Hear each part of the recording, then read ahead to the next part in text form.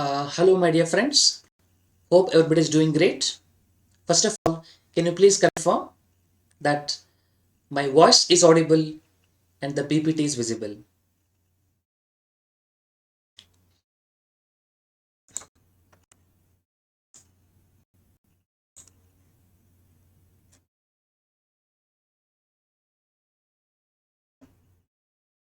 Is my voice audible and the PPT visible? Yes. Okay. Thank you. This discussion, what we are having now, is going to be complete overview. You can say mini workshop on stock market basics. Nobody can say that I have learned stock market everything. So this I can say is a gateway, is an entry point if you are a beginner. So I'm not telling that by doing this session you will know everything about stock market, but one thing I can tell you, to know everything about the market, this is going to be a entry point. This is going to be a good starting point. So with that, let us begin. Many people talk about various kinds of investments. I found this is the best way of investments. The quote given by the great Warren Buffett. The best investment you can make is an investment in yourself. The more you learn, the more you earn. So it is important you make investment in securities, investment in mutual funds and so on. But it is more important that you invest in yourself. Learn as much as possible. The earning will follow that. Let's see if you can identify the company which produces these products. First of all, I'm sure these are your routine products, day-to-day used products from many decades together. Maggie, any idea which company it is? It is produced by Nestle. Parachute oil is produced by company called as Marico. Surf Excel is a company produced by Hindustan Unilever, and Fevikwik is produced by a company called as any idea? It's called as Pidilite Industries. And as you can see, at least these uh, products don't have much of competition. At least I can say with respect to Maggie and Parachute Oil Fevikwik. Maybe Surf Excel have got some alternative. Maybe Parachute Oil got some alternative. But Maggie and Fevikwik, almost nothing. The gum means we go for Fevikwik only. So this is the way how you can easily identify a product which are around you, which you are using for a long period of time. One simple trick I will tell you. Every day you talk about our expenses getting increased, right? Now let me tell you one beautiful economics for you. Your expense is somebody else's income. If your expense is increasing, invest in those companies. So those income will be increasing. Obviously your share price will increase. Anyway, let us try to do one small experiment. We have done it in the earlier sessions in our classes as well. According to you, what is the stock market? So what you can do, you can go to your mobile, Google Chrome maybe, or Internet Explorer on the mobile or on the laptop or computer. Just go the Internet Explorer and type this Vvox.app. No need to download any app. Just type this VEVOX.app and it will ask for only ID number. Put this number 189278410. You don't have to give any credentials, no name, email ID, mobile number. Just put this ID and you can start typing the text. It is not having any multiple choice. You just type some text. According to you, what is the stock market? Just type some text. And this session is useful for public at large, even for CS students or even for any person who wants to know about the stock market, this will be useful. I hope you're able to do this in your internet. Go to Google Chrome, just type this vevox.app and just type this 189278410.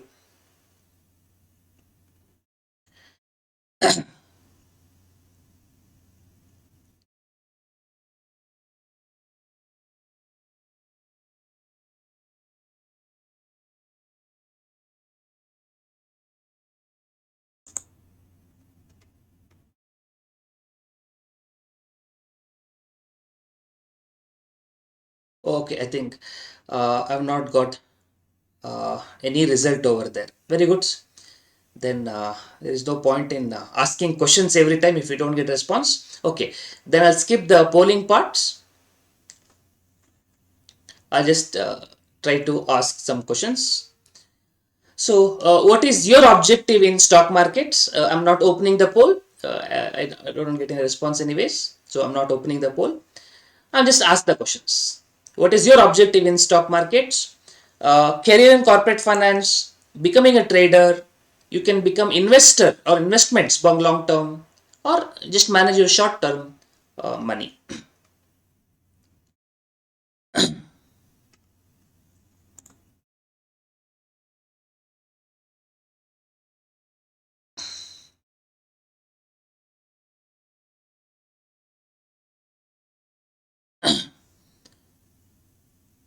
What is stock market is all about?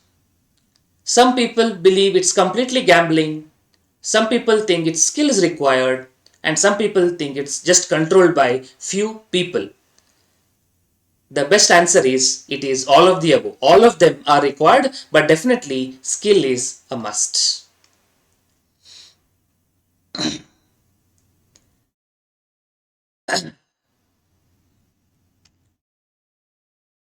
But one thing I can tell you, uh, teaching technology or adapting yourself to new technology is so important. But somehow in my sessions, I'm a failure, you can say, to make you answer through these polls. I asked you to go to Google Chrome and type this ID and put the options. People are doing it in the chat options. So you understand how it is so difficult to make people change to the new technology. Same thing applies in practical life as well. People are so adamant, or you can say that they are illiterated with respect to technology. There is one group I can tell you where a lot of CAs are there. We are in WhatsApp group, and the limit is exceeded. So limit some 250 300 is there. Limit got exceeded, so we wanted to go to Telegram. Till today, last 1 year we have been trying. We could not shift to Telegram because in Telegram there is no limits. So one thing if I have to tell you, more than everything else is be tech savvy. I'm not telling that uh,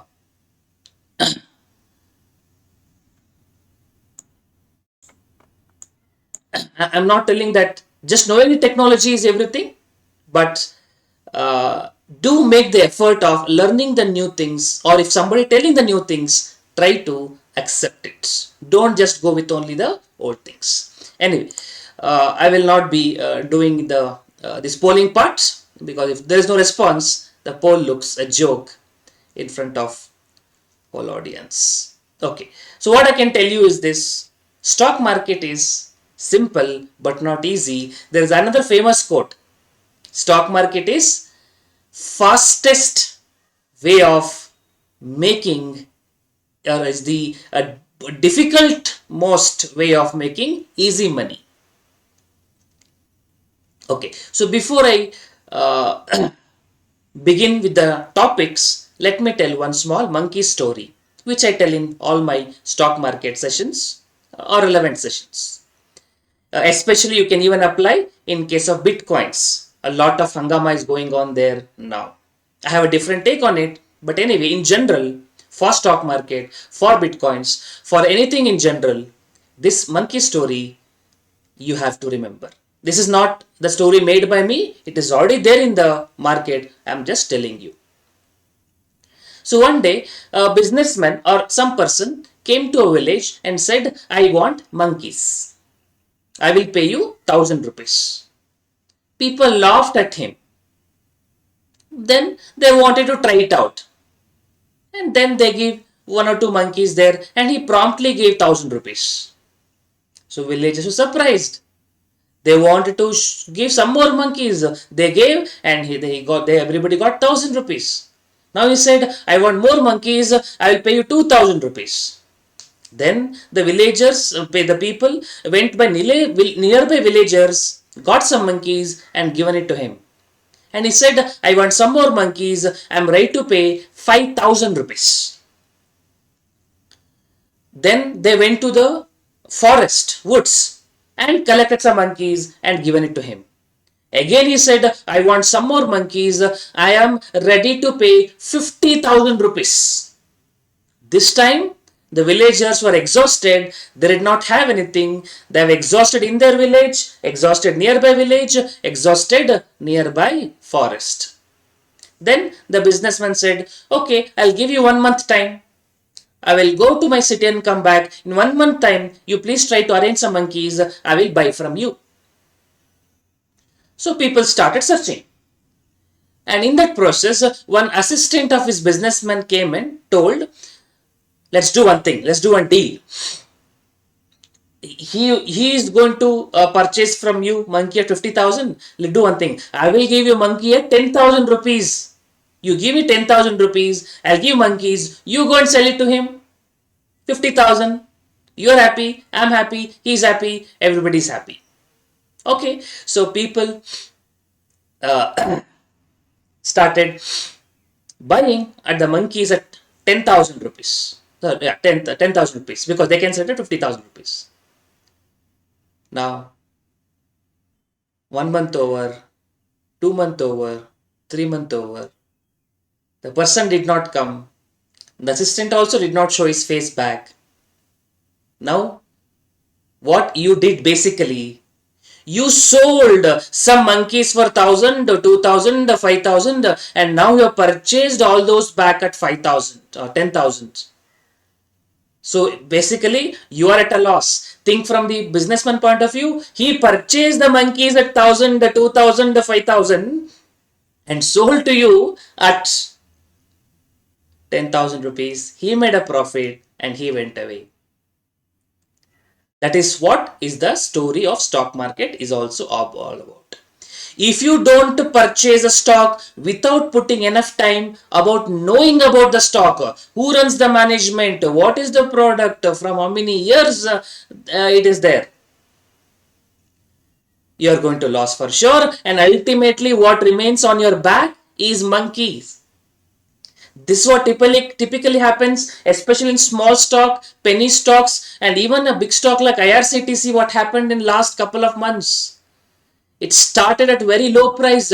Then they increased. It went up to 300%, almost 3 times in 6 months. Then what happened? Fear of missing out came in. Everybody started purchasing. It's going up. I want to purchase. And suddenly, in one day, it crashed. And everybody is locked. Operator made good money and left. So stock market is such a game. I am not telling that it is not going to happen or it's not possible, but you have to put that efforts. If you put the efforts, you may win, you may not win. But if you don't put the efforts, you're definitely going to lose. So it's easy way to lose the money as well for some people who do things blindly. Stock market is a place where everything works sometimes, but nothing works every time. So various principles are there. We don't have rules, we don't have regulations, we don't have laws to be more profitable in stock market. We have certain concepts, principles, which is what we'll try to understand in a brief manner. So it's beautifully coined in words by Warren Buffett, the stock market is designed to transfer the money from the active to the patient. Patience is the key long term. And it is also said, I don't know whether you read about Warren Buffett. If time permits, please do read about him. 90% of his wealth, he is one of the wealthiest person, richest person in the world. 90% of his wealth got created after he crossed the age of 50. The time is such an interesting, important point, which I'm going to talk about the power of compounding in a few minutes from now. Okay, being into stock market, you can be of two types. Your objective can be two things. Either can be a trader or you can be an investor. Trader means short term.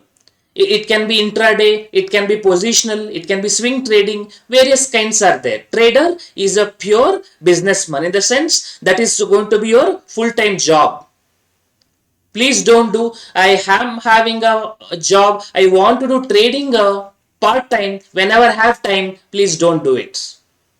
One of my friend's friend was trading in futures, in derivatives, and he was going to office as well.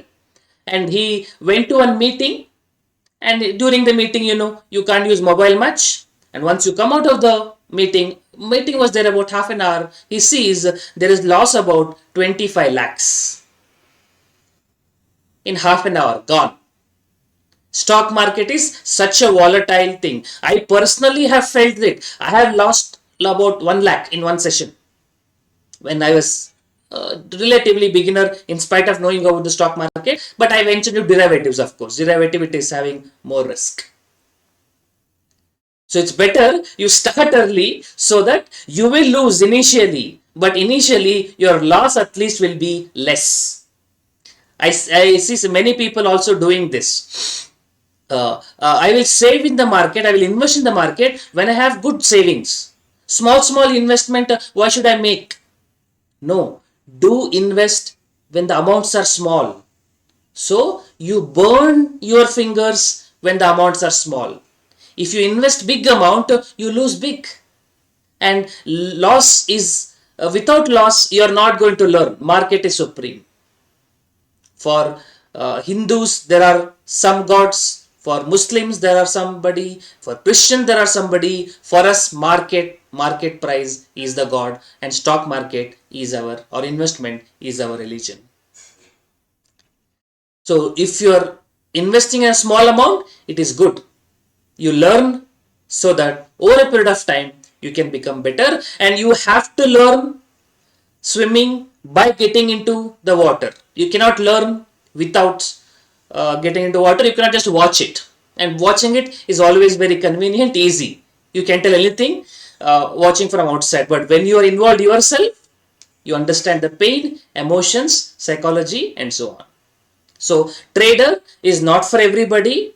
If you want to make a career out of it full time, then think about career in trading. But investor, everybody is compulsory. Everybody is influenced. Some people say, no, I invest only in PPF. I invest only in PF. Gratuity will come. Very good. Where those people invest the money? Obviously in stock market only. Correct? So, or you invest in mutual funds. They invest in stock market. Ultimately, you do it yourself or you do it indirectly. So, you have to become an investor for long term. That is for everybody, whether you are interested in career in finance or even if you are a non-finance person. So, being a long term is compulsory for everybody.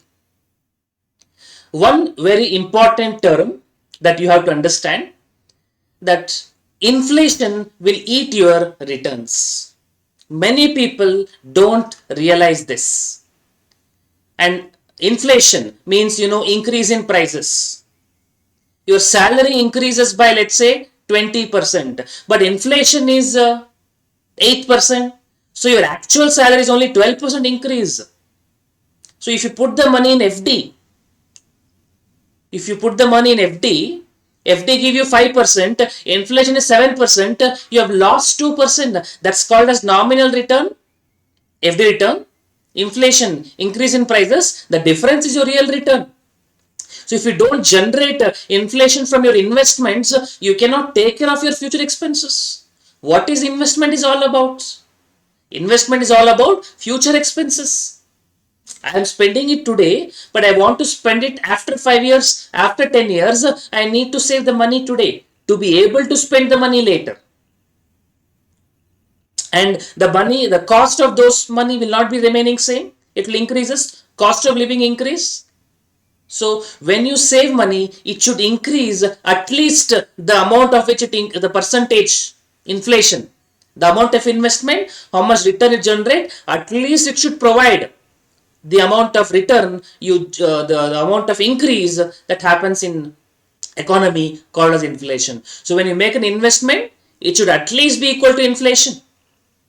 If you invest in FD, that's why we say it's an inferior product in the financial management. It does not generate inflation, and that too, that situation happening right now is alarming for economy. I mean, monetization may be the reason, GST may be the reason, and Corona is a very big reason where lot of money got printed not only by India, throughout the world. And money gets printed, you know what happens? Inflation increases. You can see monthly data is coming. Look at the inflation data. Inflation is increasing, but interest rates are low. You see, interest rates are coming less and less and less. FD rates were a few years back 7, 8%, 9%. Now it is 5%, 4.5%, almost equal to saving bank. So 5% FD rate, inflation 10%, 11%, and that to FD post tax, if you take it, it comes to 3.5%, negligibly nothing. So this is going to be a problem for economy also. Just keep this point in mind, the concept of real return versus nominal return. So this is risk return relationship. The lowest risk is government bonds, you can say, and bank deposit FD is the next risk. But let me tell you, many people think FD is risk free. I don't agree with that. Even in FD there is risk. Imagine you are having a FD in Yes Bank. Everything become no bank. Lot of corporate society, cooperative societies got closed. Scam everywhere. And some people believe, no, if banks are defaulted, RBI will guarantee, government will guarantee. No, they have guarantee, they have insurance act, but that covers only 50,000 rupees, beyond which it's going to be a loss. Of course, but comparatively, it is less risk, less returns. And as you increase the ladder, you will have higher risk, higher return. Equity is definitely higher risk, higher returns. Okay, so you have two styles of investing. I'm talking about investing, not about trading. Investing, there are two styles. One is investing in equity shares or investing in equity mutual funds. You buy and you sell. Or other one, there is passive investing. Passive investing means rule-based investment. You invest, every 6 months you review, every 1 month you review. You don't buy and sell in between. You don't look at the market and say, oh, this is right time to invest. You don't time the market. You follow the rules. On first of every month, I'll invest. They are called as index mutual funds. We also have ETFs. We also have certain quant mutual funds, which follows system, which follow rules. We call it as portfolio rebalancing. What about index mutual fund? What is ETF? Maybe we can discuss it little later. Okay, in simple words, what is a stock market? It's a market after all. Okay, then what is market? Market is a place where buyer and sellers meet. Buyers and sellers? Yes. Stock in vegetable markets, buyers and seller comes. Fruit markets, fish market, buyers and seller comes. Okay. In job market, buyers and seller comes. In matrimonial market, buyers and sellers comes. No, rather than telling buyers and sellers, let's use the word people with opposite requirements.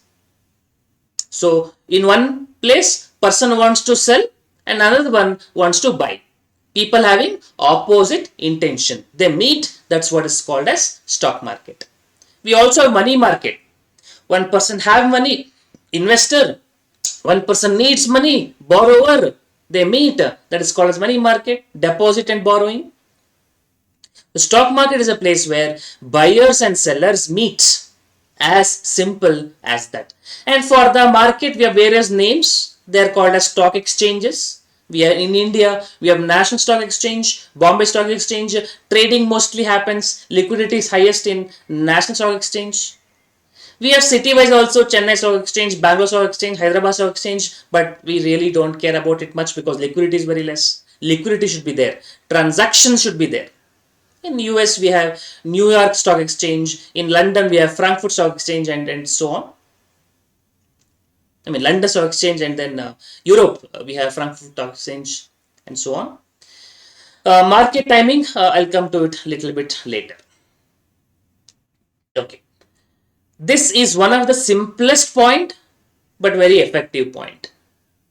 When you buy a share, you become shareholder. And what do you mean by becoming shareholder? You become a owner. You become an owner, does it mean you purchase one share of Reliance and go and tell Reliance, you should do like this? No, you are not the complete owner. You are a fractional owner. You get one fractional ownership. That's what is called as shareholding. Like in Reliance, there are 1 crore shares and you have one out of them, 1 out of 1 crore. You are owner, but you are just a fractional owner, percentage owner. But when you start a business, what are the aspects you should consider? You should consider when you make an investments as well. Imagine you yourself is starting a business, then you know how much risk you're taking and what are the aspects you have to do research. Do the same thing when you make an investment as well. You are the owner. Okay. Then I'm talking about investments. I talked about power of compounding, or we say the time in the market is more important than timing the market. That's what I told you. Timing is so essential in stock market, especially for an investor. For a trader, it's a different thing. For an investor, compound interest is the eighth wonder of the world. He who understands earns it. He who does not pays it. Compound interest. You people should know. Interest on interest. It keeps on growing. But how it makes really a difference?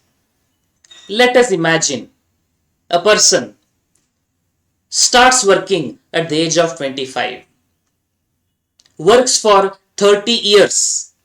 Reasonably, your working life 30 years. After that, you become scrap value. Your economic life, useful life is 30 years approximately. You invest 10,000 per month. Now, can you tell me how much investment you would have made?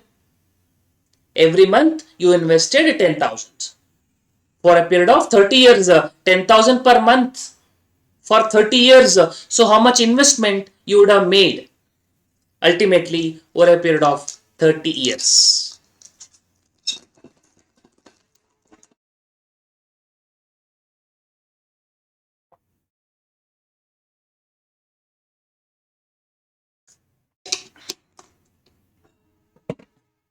So 10,000 into 12, 1,20,000 into 25 years, you will get 36 lakhs. And 36 lakhs over a period of 30 years. Can you imagine how much it would have become? 36 lakhs invested over a period of 30 years, it would have become at the end of 30 years 3.5 crores. You just have to invest 10,000 per month to become crorepati with 3.5 crores. Another person, his friend, jolly friend, enjoyed his life. He also started at the age of 25, works for 30 years. But only one small difference. Initially, he wanted to enjoy the life. So initially, he did not invest. Then later, he wanted to invest. Maybe after his marriage, advice from his wife maybe. So he invested after the age of 40. So out of 30 years, 15 years over. Out of 30 years working life, 15 years over. 25 plus 50, he is 40 years old. But now he has to compete with the other person. So he has to double his investment, you understand? 10,000 investment for 30 years. I have only 15 years. So if I have to have equal investment, I should double. So how much investment he is making? 20,000. So 20,000 per month for a period of 15 years. So 20,000 into 12 into 15, that is 36 lakhs. So he is also invested same 36 lakhs. Other person also invested same 36 lakhs. Now can you imagine how much money he would have got? He has got about just 1 crore. And one thing I forgot to tell, this assumes a return of 1% per month. A reasonable return of 1% per month. You see, investment made is equal 10,000 age of 25 or 20,000 from the age of 40. Ultimately, both invested 36 lakhs. What is their outflow is 36 lakhs. But one person got 3.5 crores, other person got 1 crore. The only differential point is the starting point. That is why starting early is important. Time spent in the market is more important than timing in the market. Some people say, no, now the stock market is going up. It is all-time high. I don't want to invest. When the stock market crashes, I will invest. It's a good thing, but not for investor. For a trader, it's okay. Trader should not behave like an investor. Investor should not behave like a trader. Investor should not behave like a trader. So you should not think buy, sell, a good time buy to buy. No, you are going to be a failure. And trader should not think like an investor. Oh, this company is good company. I will buy the shares. No, momentum. This I am going to buy in the morning, sell in the evening, intraday. Or my position is just 1 week. You should not look at long-term aspects of those companies. The momentum is what you have to catch. So if you try to mix, in either case, you are going to be a failure. Warren Buffett, he said, I started investing at the age of 6 or 11, I think. I don't remember. Let's say 6, 7. I started investing at the age of 7. And I regret I started too late. And his wealth ultimately increased only after he reached 50 years and more. The time spent in the market is more important. And at what is your wage? Are you investing? Ask yourself. So I would request you to open a demat account and start investing little bit amount. You save 1,000 rupees sufficient. You invest in mutual funds, okay. Invest in shares, okay. Try something. Start with small amounts. If you don't lose, you never learn. And many things are learnt but not taught. You have to learn by yourself. Stock market is such a beautiful place. But if you come with big money, you lose big money, then tell stock market is waste. Many people do that. So you have to spend time in the market to learn about it. And you cannot learn everything in these 2 hours. It is an experience that you have to learn yourself. You cannot get it by reading books. You cannot get by watching some videos. It's not possible. You have to get it yourself. If it's a self-learned experience. And how timing in the market don't help, let me tell you. Some people do like this. Now the stock market is at, let's say, 50,000 Sensex. Just an example. I will sell everything. Or I don't want everything. I don't want to invest. When the stock market falls 20%, then I will buy. Now from 50,000, Sensex, it keeps on increasing. Let's say it comes to 60,000, or let's say it goes to 70,000. Till then, it does not fall 20% fall. Crash will not happen. Now 70,000, 20% means 14,000. So it will come to 56,000. So let's say crash happens. It comes to 56,000. Now if you invest at 56,000, which is more than 50,000, you could have invested 50 only. And that's why we say, as an investor, don't look at the market, keep investing systematically. We say SIP, systematic investment plan. It's also called as the concept of rupee cost averaging. Means if the market is high, you will get less number of units. If the market is down, you get more number of units. So average will happen automatically. So don't worry about the stock market movements. Keep investing. Sir, which stock to invest? Those things I will come to it little later. But consistency is the key. And one more thing I would like to tell you. And again, just to give an example of context, people who never invest will never invest. Now people are telling I should have invested during Corona time, because at that time bottom was lowest. The stock market was the lowest. But now let me ask you, at the time of Corona, why you did not invest? Because you tell, oh, stock market is falling, risky, we don't know what to do, I will not invest. So experienced people made a world out of it.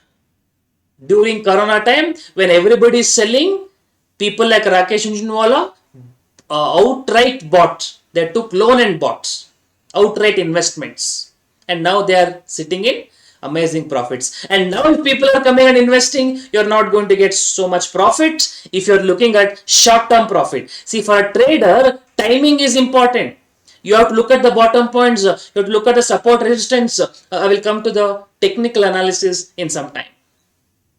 But for an investor, keep investing consistently. Have a goal. Only when goal is there, like buying a car, purchasing a house, some people's education, some people's marriage, only when the goal is there, then only withdraw money. Otherwise, you keep investing. Anyway, lot of wealth management techniques are there. Just keep it in mind. Okay. We should learn little bit about stock market indices. Anyway, before we go further about learning about Sensex Nifty, if you have any questions so far, you can ask.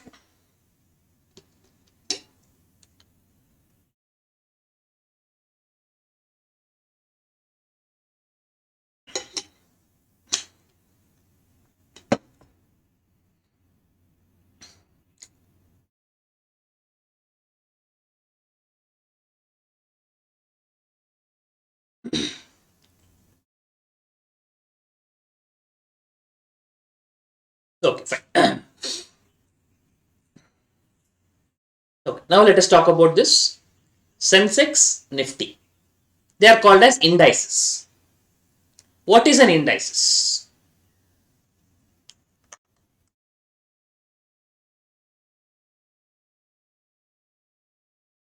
Let me give a simple example. Let's say in one class, you are having average marks of 50 in one class, students. One person would have got 55, other person got a 52, 30, 40, 45 and so on. Many students would be there, but their average marks may be 50. Some people above, some people below. Similarly, another class, it might be 95, another subject, it might be 95, 92, 75 and so on, and its average is 80 marks. Some people above, some people below, mostly around the average. That average return in stock market is called as index. So what is the objective of an average? It's also called as, measures of central tendency. So what is the objective of average? To represent everybody in the class is average marks, or to represent all subjects, that is average marks. Similarly, if you want to represent in stock market, So many shares are there. Infosys is there, TCS is there, Wipro is there, HUL is there, Biocon is there. So when so many shares are there, we want to take an average which represent everybody, that is called as benchmark index. We have a broad market index representing the broad market as a whole. We have sector index. For example, I want only IT sector, what is happening. A sector or an index representing one particular sector. The companies involving only those sector. They are called as sector indices. We have various types of indices. In India, most famous among them is Sensex and Nifty. Sensex is representative of BSE and Nifty is representative of NSE. If you talk about Sensex, what is Sensex? It is 30 components. It comprises of 30 shares. So you can say it is like a portfolio. It's like a portfolio comprising of 30 largest, most liquid financial sound companies across the key sectors of Indian economy that are listed on BSE Limited. So Sensex comprises of 30 companies. Nifty comprises of 50 companies from NSE. And it has started on the date 1979 with the base value 100 rupees. In the year 1979, this has started with the rupees 100, and today its value is almost 50,000 plus. I mean, we don't track Sensex much. We always go for Nifty, but Sensex has got a larger history to tell. Let me see what is the Sensex value now. Around 60,000. So, had you invested in the year 1979 with 100 rupees, today it would become 59,000. So, had you invested 1 lakh, just imagine in the year 1979, had you invested rupees 1 lakh, I mean 100 rupee became today almost 60,000. But had you invested 1 lakh, how much amount now it would have become consistently? Let me calculate quickly. So 60,000 into 1 lakh divided by 100. It would have become 6 crores.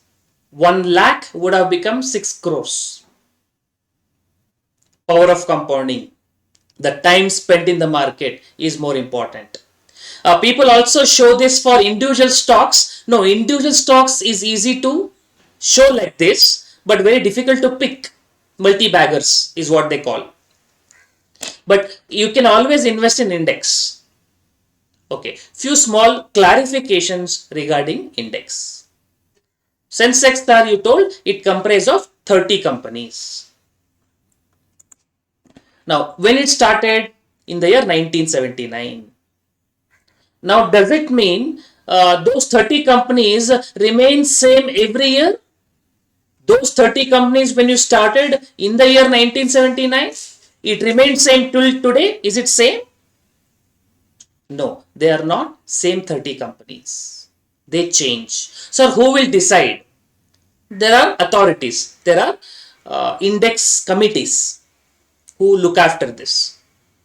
So, they followed many rules. One simple rule I tell you, it has to be on the top 30 companies. So in the BSE, which I got listed, top 30 by market cap, market value, number of shares into market price is called as market cap.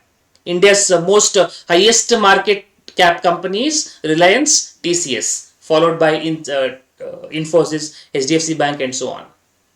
To be specific, the weightages are based on free float. But anyway, so they select top 30 companies by market cap. They change every day also maybe, because every day buy and sell happens, market price fluctuate, market value changes. But they do like every 6 months once. We review the constituents, components.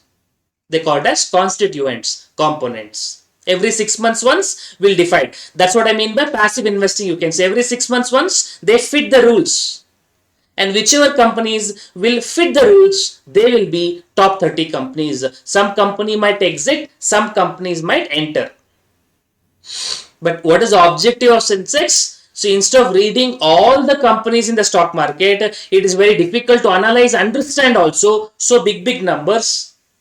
Sensex Nifty does the beautiful job of representing the whole market, but let me still tell you, they are not 100% representative. They select a sample of companies. In BSE, there are over 5,000 companies which are traded on a daily basis. I mean, which are listed, traded maybe 1,000. In NSE, more than 2,000 shares are traded on a daily basis. But this will be a more or less representative, because we can't talk about individual one share by one share. In that case, we use this. It's called as broad market index, broad market indices. So yesterday, if the Sensex was, let's say, 60,000, and today it becomes 60,500, and we tell it is increased by 500 points. And what is that 500 points means? Yesterday, had you invested 60,000 in those stocks, 60,000 rupees had you invested, today it would have become 60,500 rupees. So that is what is Sensex NSE is all about. Ultimately, remember, it is a representative, it is a notional portfolio. Now one question comes. Can I buy Sensex? Can I buy Nifty? Just like I can buy Infosys, can I buy Nifty? Can I buy Sensex?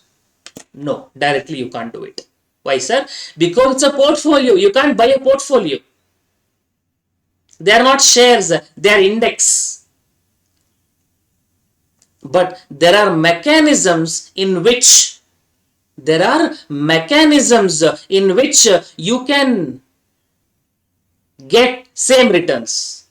How is that possible? Let me give an example. Example only, okay? Suppose in Sensex, you are having Reliance, let's say 30% weight. Example I'm giving. Infosys, let's say 30% weight. And the HDFC Bank, HDFC different, HDFC Bank is different. HDFC, let's say they are having 20%, and HUL is having 20%. So 30, 30, 60, 20, 100. This is an example I'm giving. Suppose this index comprises of four things: Reliance, Infosys, HDFC Bank, HUL. So what do? As an investor, you can't invest in Sensex directly. It's not possible, right? Yes, that's not possible because it's a notional portfolio. You can't buy Sensex, but you can create or you can replicate a portfolio. You are having 1 lakh. You invest in these stocks in the same proportion, in the same weight. So since Sensex weight and your portfolio weight are equal, return of Sensex and return of your portfolio will be same. Invest in same stock, invest in same proportions. But practically, investing in same proportions becomes very difficult because lot of fractional numbers can come. Anyway, so this, if you are a good wealthy person, you can create a model portfolio, you can create a replica portfolio of Sensex or of Nifty. Or what you can do, if you individually cannot replicate a portfolio because of practical issues like fractional shares, 10 people come together,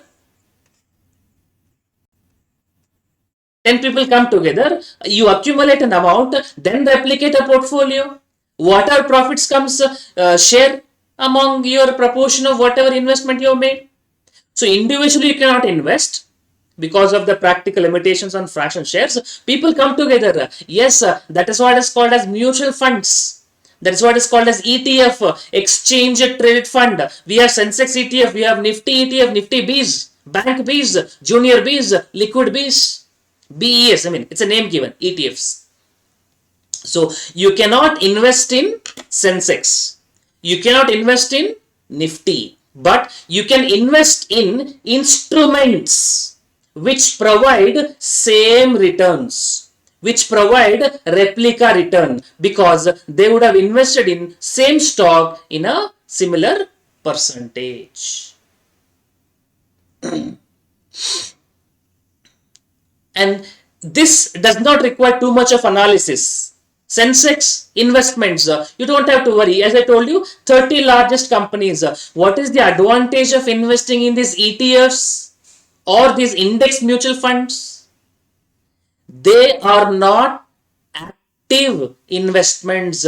They are passive investments. They don't take a call. Oh, now in IT sector is good, and now consumer sector is good. That will happening in active mutual funds. In passive mutual funds, index ETF or index mutual funds, they simply invest in the same proportion as that of index, as that of Sensex, as that of Nifty. So what's the advantage? You don't have to worry about the market timings. See, Sensex was there in the year 1979. Now also will be there in the year 1979. But individual stock you started picking, you have to follow the stock. At one time, Reliance Power, the highest IPO in India. Reliance Power, now it's a disaster. Reliance Communications, Kingfisher, Satyam. So following the individual stocks is very, very risky. It takes lot of efforts, and then still it has lot of risk. If you pick 10 stocks, 3 stocks will surely will not work. Even for the great like Rakesh Jhunjhunwala has not having a 100% success rate.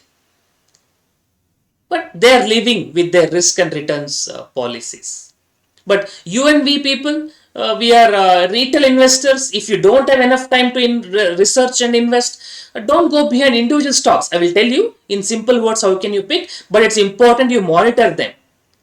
If there is an option, if there is an alternative where I don't have to monitor individually, you can simply come and invest in this ETFs, index mutual funds, because whether individual stocks will be there or not, the index will always be there, and they will take care of the exit and the entrance. And because it is passive investment, even the expense ratio will be very less. Whereas in mutual funds, expense ratio will be high because there will be a fund manager who is a professional and he does not come with low cost. And he is going to manage the money. He has to pay a salary. He has to be paid remuneration, which is be deducted from your income only. Whereas ETF is not having any human involvement. There are some formalities only. So it is quant based, rule based. Expense ratio also will be less. Okay, so that is what is Sensex, and Sensex is a measure of economy. And some people say, no, sir, it is not a measure. You see, last 1 year, we are suffering by corona, but stock market is going up. Where it is a representative? Correct. It's not a representative in the short term, but in the long term, the stock market movement represent the larger economy events. And let me tell you, stock market is a forward looking animal. In the sense, before things happens, stock market would have fallen. So stock market is like an indicator before things happened. Like when did we had corona lockdown? In March 2020 or in April 2020. But March only stock market started falling. It fallen amazingly. It fallen very excessively. But in the month of April and May, where we were still in lockdown 1, lockdown 2, unlock 1, unlock 2, stock market shoot up. Gradually at least. Because we know it is going to be recovered, now only stock market starts increasing. If some company gets some orders, big orders, suddenly stock market price increases because you are going to get profit in future. In anticipation, people start come and buy the share. After all, I told you stock market is a market. Market is a buyer's game, seller's game, a demand, supply. So some news comes, a demand triggers. And that's why many times you see when some news goes around, this time HDFC Bank profit is going to be very good in the quarterly profits. Stock market price shoots up. But when the results comes on that day, the market crashes. The HDFC Bank price crashes. People are wondering, it's up, it's declared amazing profits. Why it is falling? Because already people had purchased expecting a good profit. Now good profit comes, now they sell the shares. So they make the profit. So stock market is a forward looking animal. So before event happens, you have to take the position. Not when the event happens. Of course, if the market does not know it, if it is surprise, then they react on that day. There is one beautiful analogy that I have watched in YouTube. I'll share it with you. Stock market and economy is like this. You are taking the dog for a walk. You are taking the dog for a walk. How the movement will be? Dog will go like this, will go like this, come back, goes like this, come back. It does not go in a straight line, right? Dog nature, you know. But you will always go in as much straight line as possible. So dog goes like this, comes back, goes like this, comes back, goes like this, comes back. That is how stock market is also about. It keeps on fluctuating. It does not go in a straight line. But in the long run, stock market represents economy. Economy movement. India is growing economy. You can see in the stock market. Japan is a stagnant economy. You can see there in the stock market. Okay. And recently now Singapore and all is struggling in the economy. The stock market is actually falling. Okay. Just to give you a few events. See, I'm not sure whether you can see this. This fall here. This fall here. That is what is Corona stock market fall. And this you can see this fall, that is 2008, a Lehman Brothers crisis, global real estate crisis. Then Satyam scam happened here. Harshad Mehta scam in the year 1992. Manmohan Singh in the year 1991, how he revived the economy. And Narendra Modi became Prime Minister, how the market reacted. So each and every event is represented in stock market index. It's a representative. This is from the year 2017 till 2021-22 almost. Again, you can see this fall represents a Corona fall. And there will be here and there fall as well. But one thing you understand, stock market is not a straight line. It's always a fluctuating thing. It's always like a heartbeat. It keeps on increasing, decreasing. If it is stagnant, that means you are dead. It has to go up and down. And every fall will provide a great opportunity. Or there is a sentence in stock market. Be fearful when everybody is greedy. Be greedy when everybody is fearful. And nobody can accurately touch the bottom and nobody can accurately touch the top. Don't try to perfect the market. You try to go within your goals. You have to have your own strategies. Of course, if you want to become a trader, if you want to become an investor, this thing does not matter. Consistently keep investing. But if you have surplus money, if the stock market is falling, invest. We say pyramidic investing. Invest in pyramidic investing. What is this pyramidic structure? If you want, when the stock market is falling,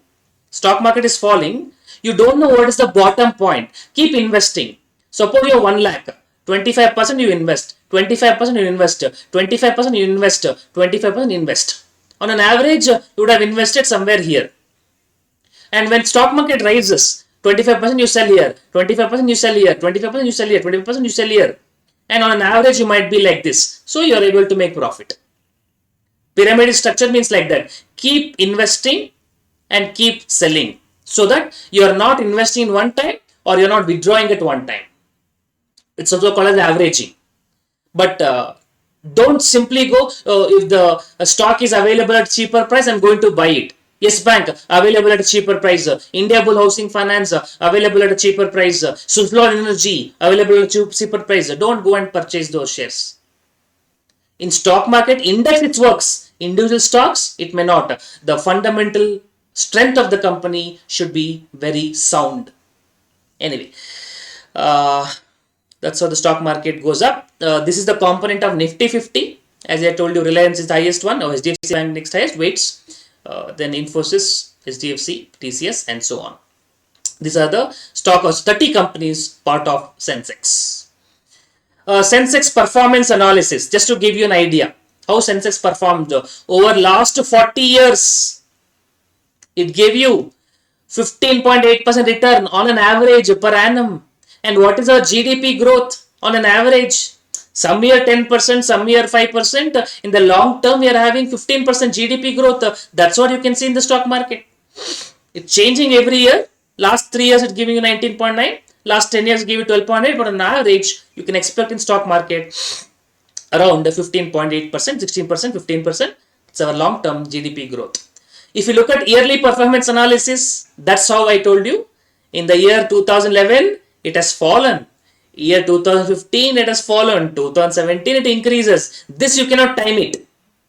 This you have to, you can do trading, but you cannot time it. Investor, invest consistently, but be aware of these facts. It is a fluctuating returns. It is going to be a roller coaster ride. Don't watch the investment on a daily basis. If you're an investor, this is like a plant growing.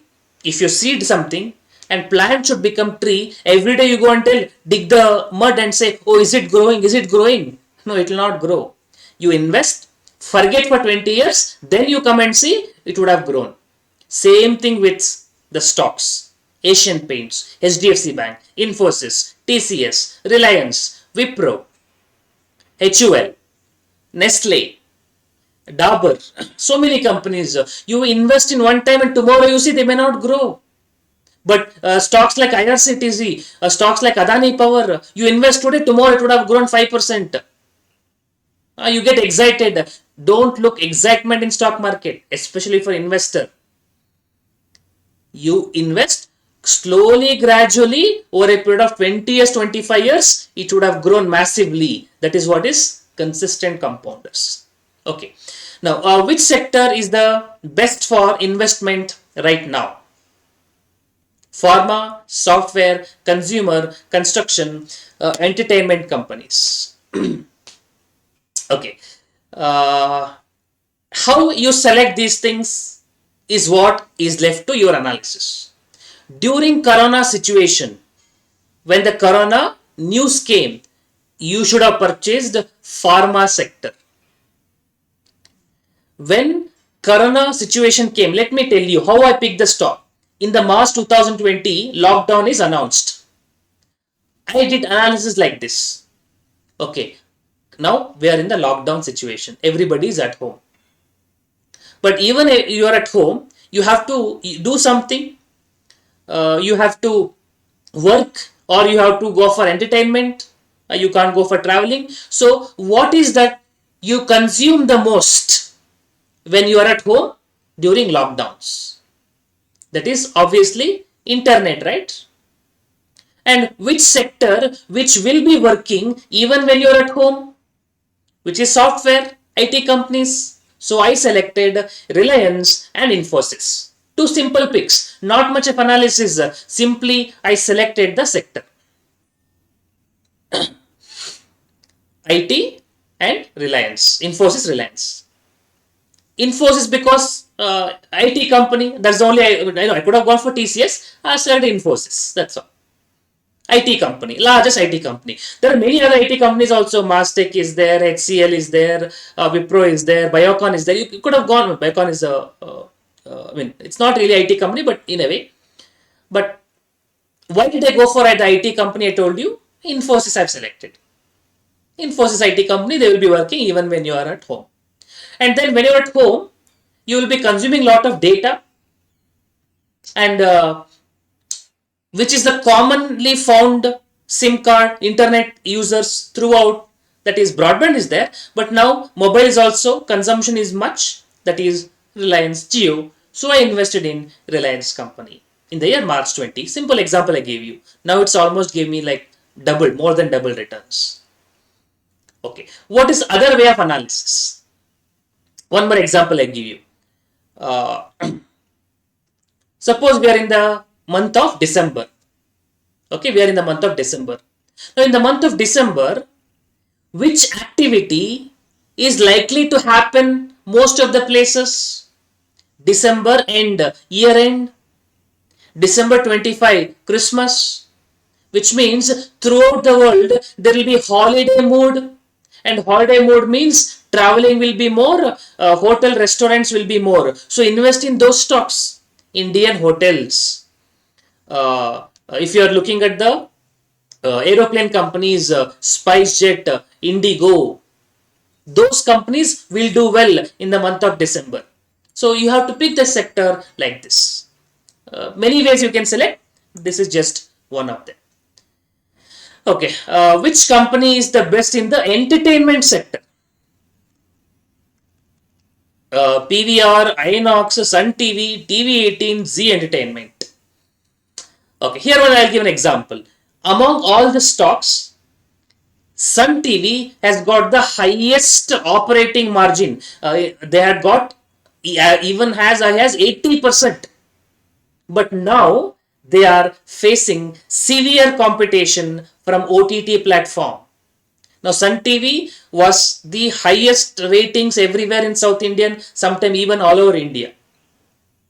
But now, are Sun TV is going to survive in the next 10 years, 15 years? Are they going to face the OTT? They have come up with the OTT, but are they going to face it very well? But Sun TV has got the highest collection of movies, especially relating to South India across languages. PVR, will they survive? I mean, theater will survive, but what will be their business model? How much money they can make? How much sales they can increase? We have to look at their growth also. Anyway, so a lot of things are there. And Z Entertainment, because of some news of merger, it has went up very great extent in the recent past. I mean, we should not look at those events, but just to give you an idea. In US, we also had even Netflix is listed, Amazon is listed. So even those companies also is good for investment. US stocks. Okay, try to imagine this. Which is a better portfolio? Investment in Infosys and TCS is a better portfolio, or investment in SpiceJet Infosys better portfolio, or investment in Axis Bank is HDFC Bank is a better portfolio? Okay, let me tell you, the investment in SpiceJet and Infosys is a better portfolio. Why? Because Infosys, TCS, same sectors. You carry sector risk. If the sector is performing well, both of them will do well.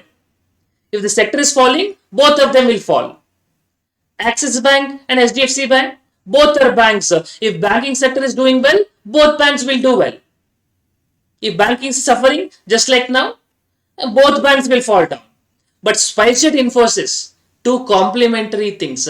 Infosys is export heavy, SpiceJet import heavy. So when you select a portfolio, you design a portfolio which is having opposite characteristics. They should not be in the same sector. The variety should be there. That's how you design a portfolio. We'll come to more about it in the coming days. Okay. So this is what I mean by security analysis. We have fundamental analysis, we have technical analysis, we have portfolio analysis. Portfolio combination of investments. Fundamental analysis about valuation, technical analysis is about pricing. Anyway, we'll spend a little bit more time on this, but before that, if you have any doubts, please ask about Nifty, about index, about anything related to stock market. If you have any questions, you can ask.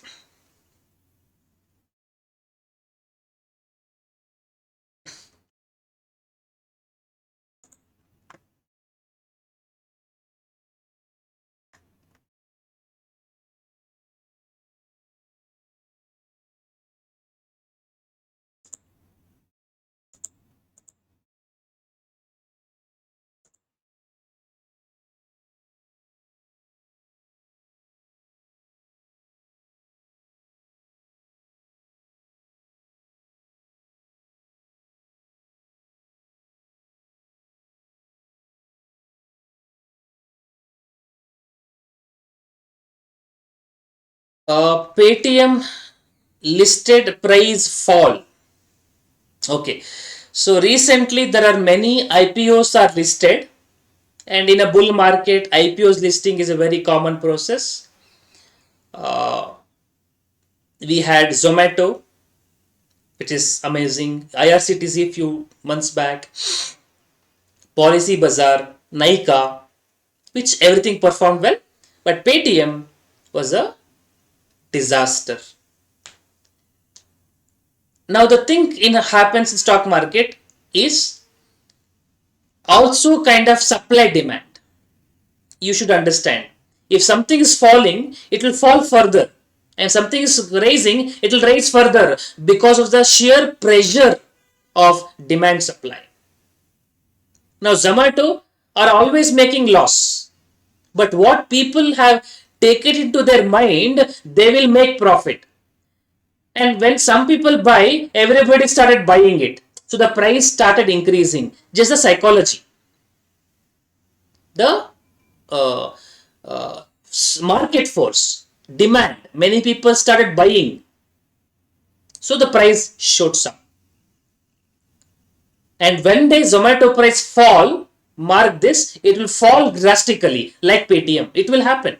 If they don't make profits, it will happen someday. Paytm, what happened? It happened on the day one itself. It's a fintech company, financial technology companies.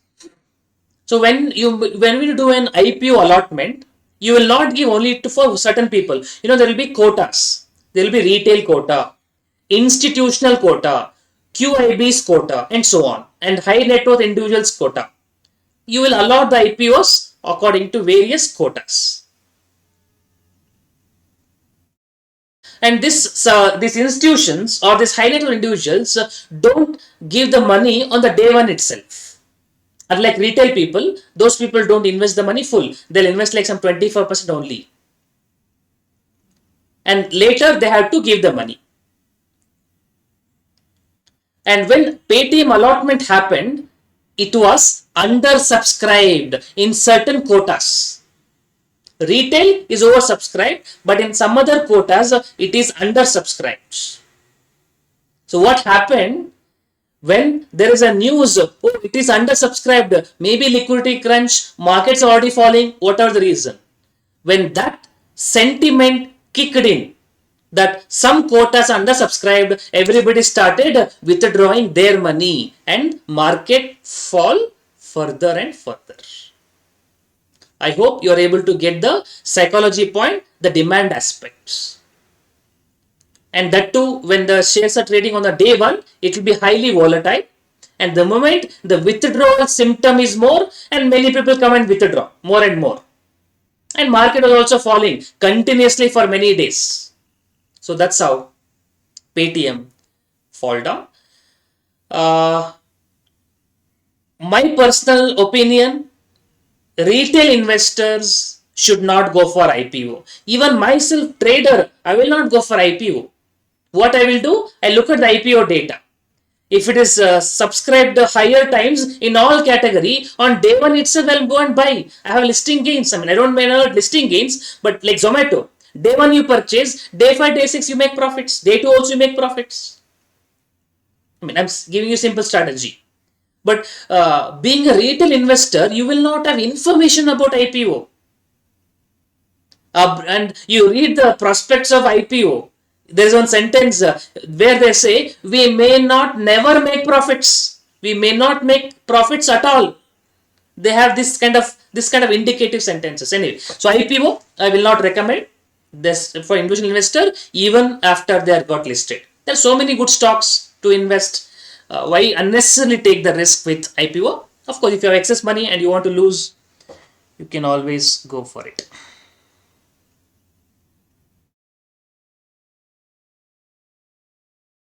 Okay, any other doubts?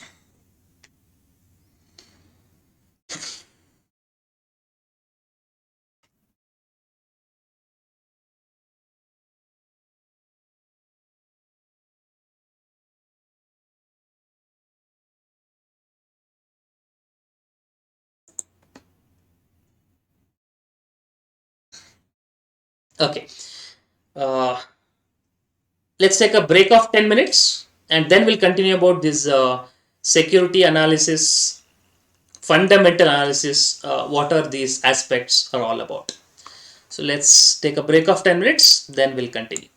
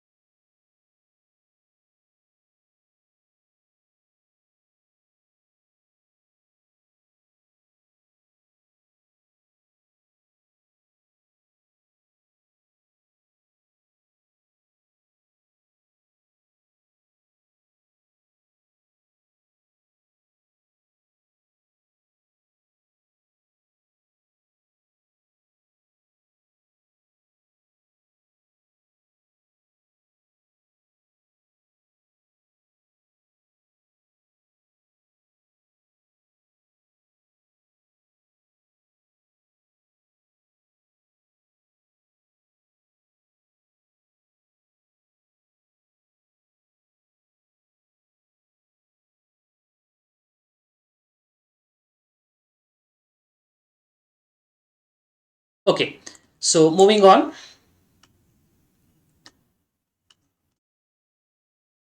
We are having three analysis when you want to pick a security: fundamental analysis, technical analysis, portfolio analysis, which we are having, you can say, a separate chapters as well.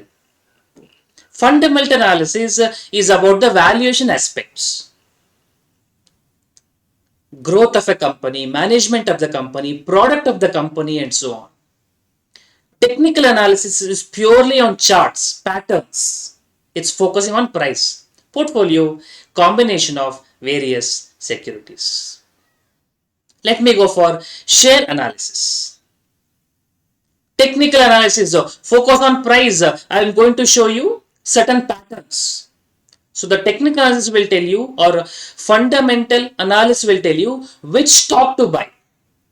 But when to buy, when to sell, for traders I'm telling, that is what is technical analysis. Focusing on price, various types of charts. I'm going to show you few of them and applicable in short term. Fundamental analysis is focused on value, valuation, intrinsic value, growth, price, not price, only on valuation, fundamental aspects. Which stock to buy and which stock to sell.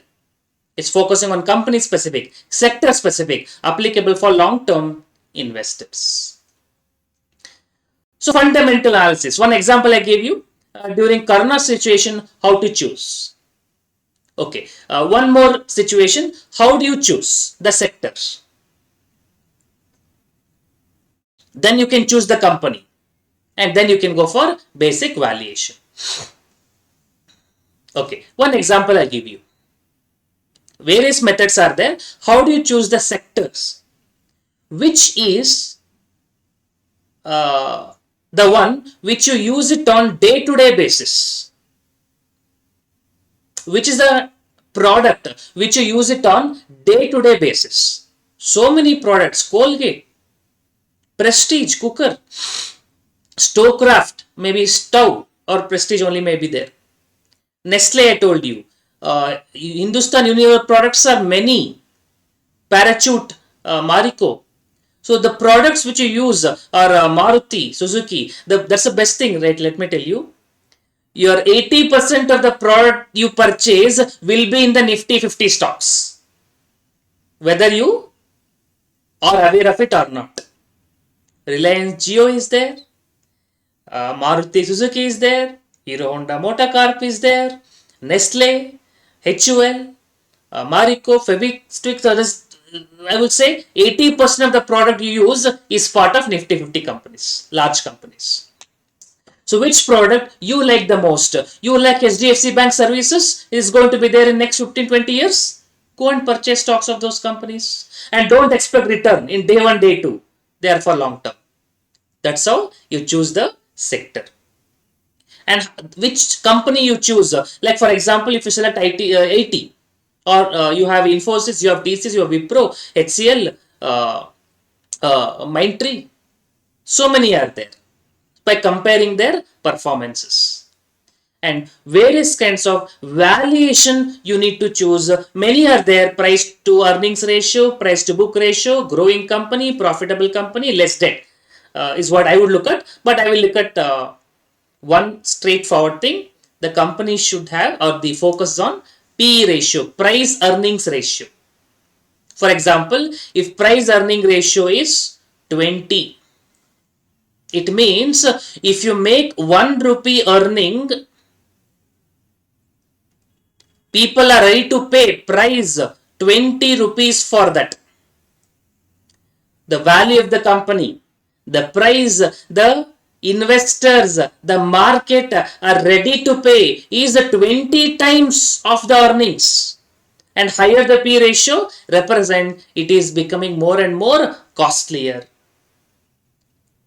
And for various reasons that will amount to it. But one of the indicators of market falling is high P ratio. Just like we calculate the P ratio for the stocks, we also calculate P ratio for the index.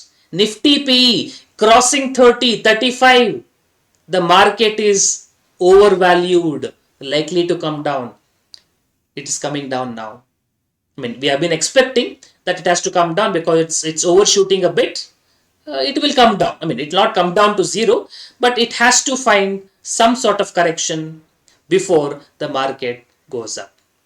Even for individual stocks, if the P ratio is too high, we say that that stock should be avoided. But sometimes it does not work also, like Asian Paints. The P ratio is always costly. So it's always above our range and it keeps on growing.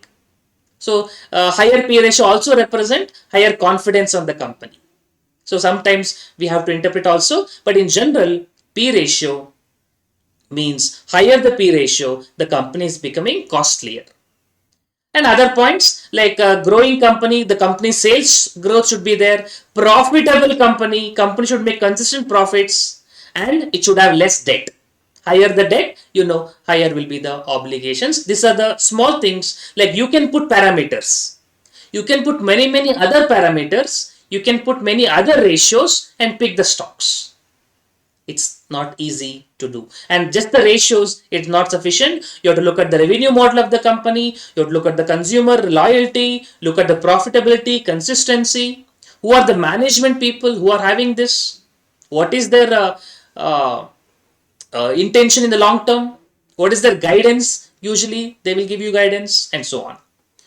So fundamental analysis means you look at the economy as a whole, then come to the industry, then come to the company. Economy as a whole, we say India is a story that you should invest in. India is a growing economy, fastest growing economy, largest democracy in the world. Of course, we have our own issues, no doubting that. But economy wise, in the long term, we will definitely expect India to shine. Within that industry, let's say IT industry, because the future is now revolutionizing around the information technology more and more. The more mobile we use, the more data they collect, everything is becoming online. Nobody would have thought before corona that the class would have happened only online.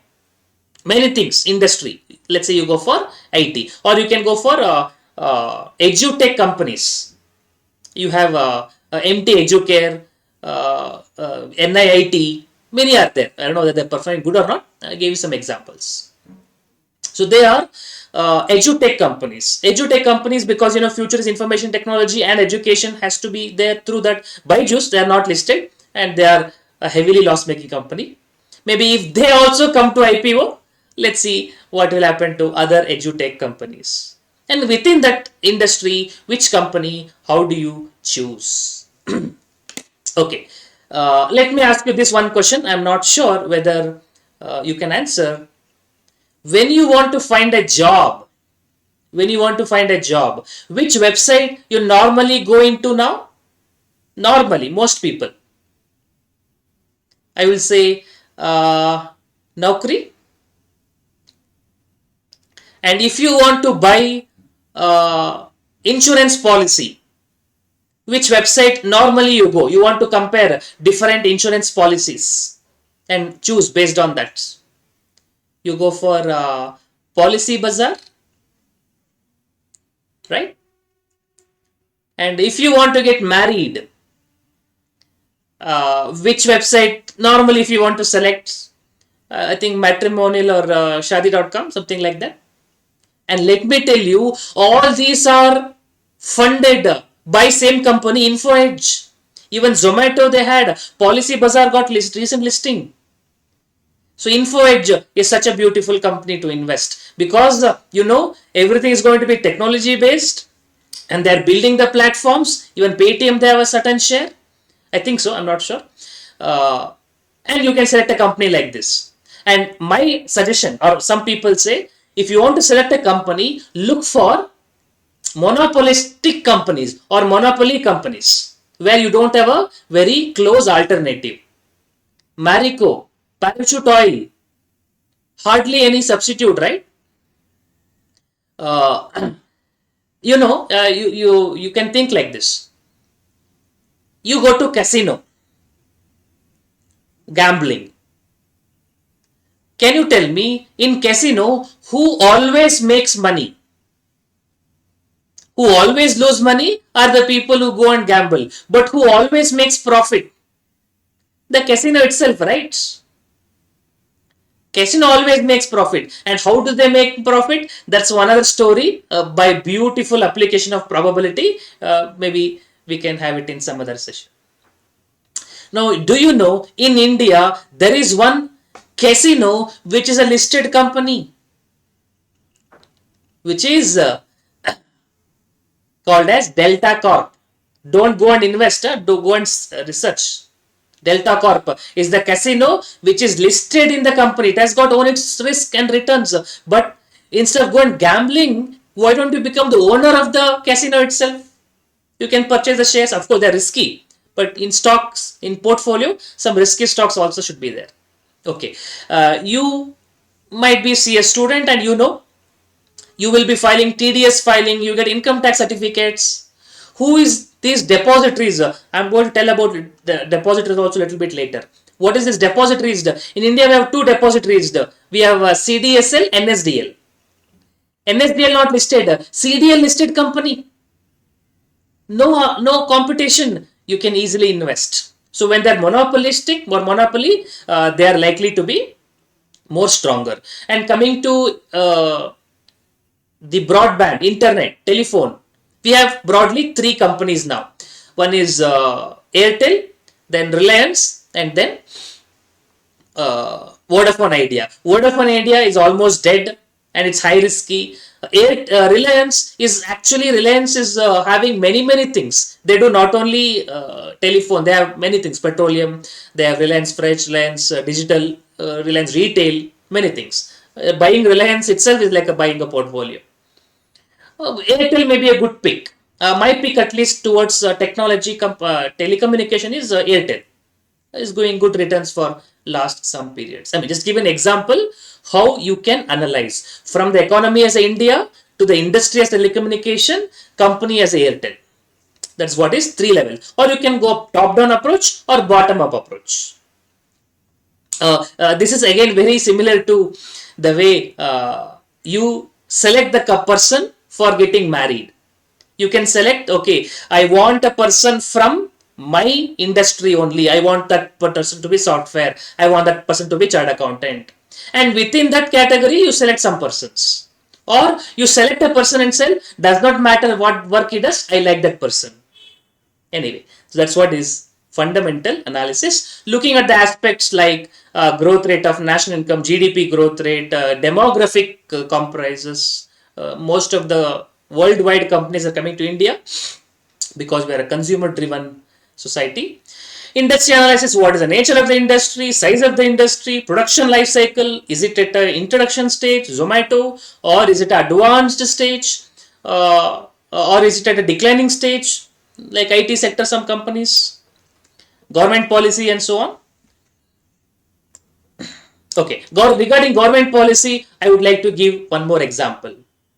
In the future, these petroleum products, petroleum cars, vehicles will be replaced by electric vehicles.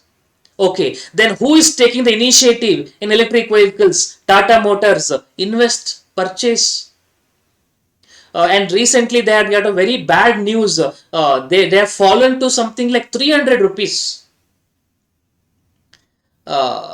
The chip shortage, which is used in production of cars, the chip which is supposed to be imported mostly from Taiwan, there is a problem there, and throughout the world, the automobile industry, the car industry got a hit. Tata Motors almost came to 300 rupees. And suddenly some news came, some venture capitalist people are investing in electronic vehicle division $1 billion in Tata Motors, 300, now it's trading at 500 rupees in couple of months. That's it may not happen every time. It may happen over a period of 2 years, forward looking thing. And one more government policy, a relevant point I would like to tell you. Again, government is discouraging these petroleum products and we're looking for alternatives. One of the alternative is ethanol products. Ethanol. Petrol, alternative, ethanol. Now, any idea which industry produces ethanol products? That is sugar industry. Sugar industry produce molasses. Molasses, from that only ethanol is being produced. So you should invest in the companies which are sugar oriented companies. You have Renuka Sugar, EID Parry, many sugar related stocks are there. That's how you pick for future things. Stock market is not just about stock market. It's about knowing many things and connecting the dots, entry at the right time.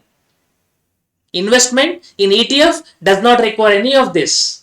But if you want to invest yourself, then you have to learn all these things. Management and priority and plan. Management impact a great deal. Management ultimately is the person who controls.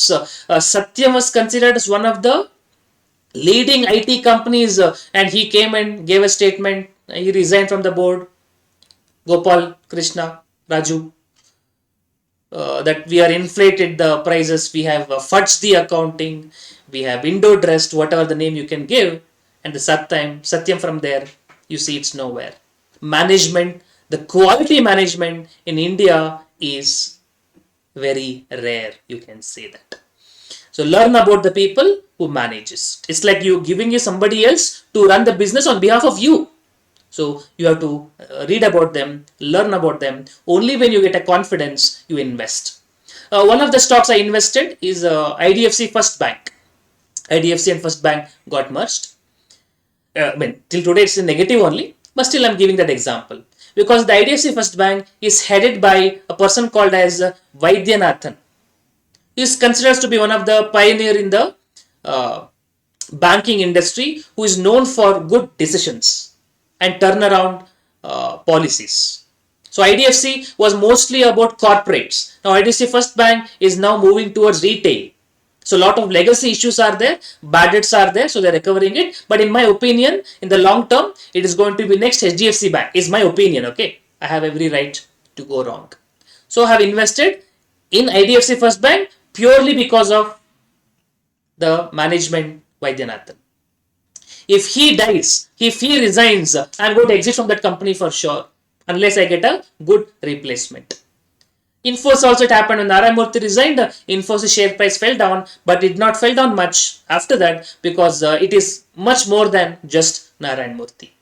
It is having many other persons. Still, management is qualitative. They have a lot of policies, or they have a lot of values, so it's still sustained. Tatas are always known for that. So at least when I'm investing, if it's a Tata product, with confidence I invest, because it's always got a good backup support. Reliance, I leave it to your imagination and conclusion. Okay, so this is how you are going to analyze the company as well. Growth, record size of the company, financial analysis, ratios, location, labor, trend analysis, and whatnot. Ratios, I think I told you. I don't want to spend more ratios on this. We will learn, and some of the ratios you would have learned at your different levels, maybe intermediate. But at least price P ratio is one ratio, as I told you earlier. Try to look at the stocks when you pick the companies. And also, when a bad news comes, if the company is good, you invest. What I would tell is, bad news for a good company is a good opportunity. Good company, Infosys is a good company. It is falling, bad results. Okay, one quarter bad results. Invest in those companies. In 3-4 years, you will make good returns. So if you are looking at timing without doing much of analysis, then I would recommend this.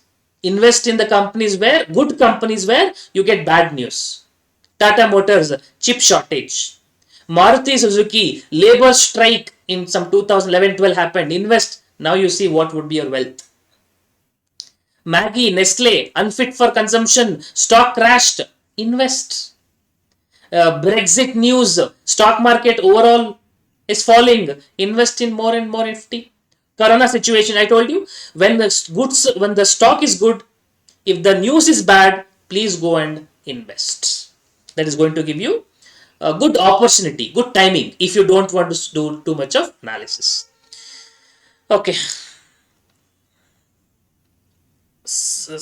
Various examples I've given. That's what is sample analysis. Okay. Quickly, I'll go to some websites to talk about. Okay, I'll just go to the websites of NSA India. I'll just share it with you.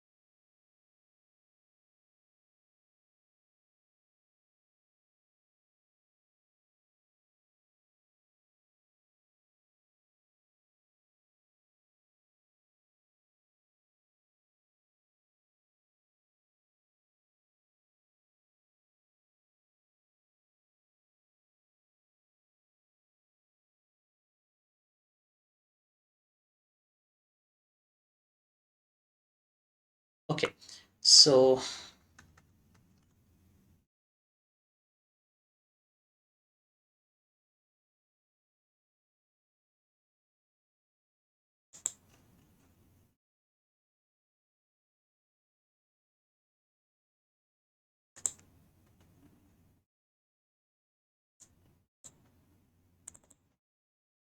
okay, so I'm going to the website nsaindia.com.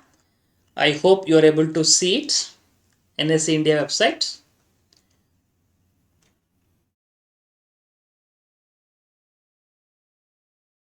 You can go to the new version or old version.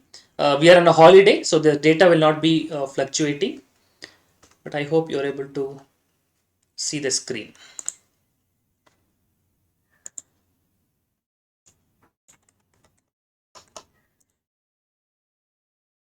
Okay. So this one is Nifty.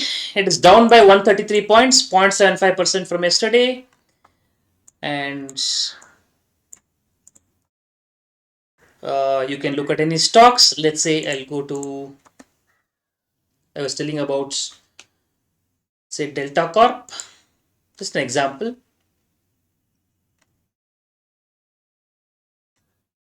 Uh, so this is the data on equity. We also have data on derivative. I'll come to it in some time about derivative. Industry amusement parks, other things. The market price is 291. Trade volume is so much. Traded value. Uh, Here in the thing, okay, historical data in the last few months, what is there? You can get the data there, like this for many other companies. We also have a BSE India, BSE website. I told you it's just a different market. Let me just go to same company, Delta Corp. So we have a turnover of the company, full market cap, market value 7,79,000 crores, and which industry it is, which category it is. Okay, market 52-week high. How much is the price? Graph. You get more details, like if you want to look at their reports, annual reports, and so on. And there are so many third-party websites. You can go to moneycontrol.com, investing.com. I'll use like screener.in if I want to compare many things. So I'll quickly compare some stocks. Let's say I'll search for Nestle. You have certain ratios to analyze. Book value 232. Okay, market cap. Let's look at the peers. Oh, let's say I'll just look at Bata, footwear company, and let's look at their peers. Okay, so what is the Bata company's P ratio? My God, 1021 is the P ratio. It's extremely high. I think others are relatively there. Relaxo 113, Mirza 16, Khadim 42, Liberty Shoes 27, and so on. You see, when the schools are reopening, when those news came out, these Bata shoes company or the footwear company share price will increase. or even the paper industry, JK Paper and all, those companies' share price will increase. Let's look at I think HUL, Hindustan Unilever, or let's say Tata Steel. Let's look at steel companies. What is their P ratio? And with the peers, I'm just looking at one ratio. Tata Steel, look at P ratio. Look at the P ratio, 4.5. We had in case of the previous ones, Bata Shondal 1,500, now it is steel 4.5, and not only this steel, all the steel you see 4.55, it's around that range only. Industry P ratio is 5. So Tata Steel is below industry P ratio. So you can say Tata Steel is available at a relatively cheaper price now. I mean, you have to look at many parameters. I'm showing one of the parameters. Okay, I just wanted to show you the practical aspects. Hope you got it. Then we have technical analysis. Technical analysis means looking at the charts. I'll directly go for, let's say, trading view. This is one of the charts we use popularly for looking at the charts.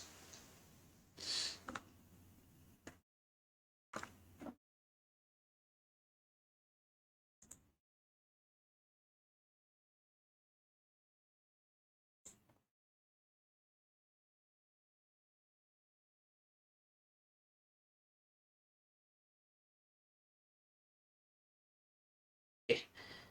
So just give me 1 minute. I'll just remove certain things so that it looks neat.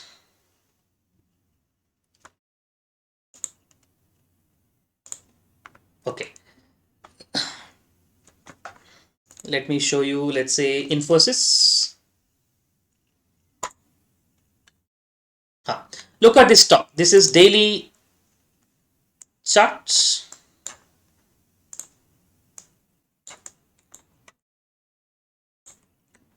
Okay. Now,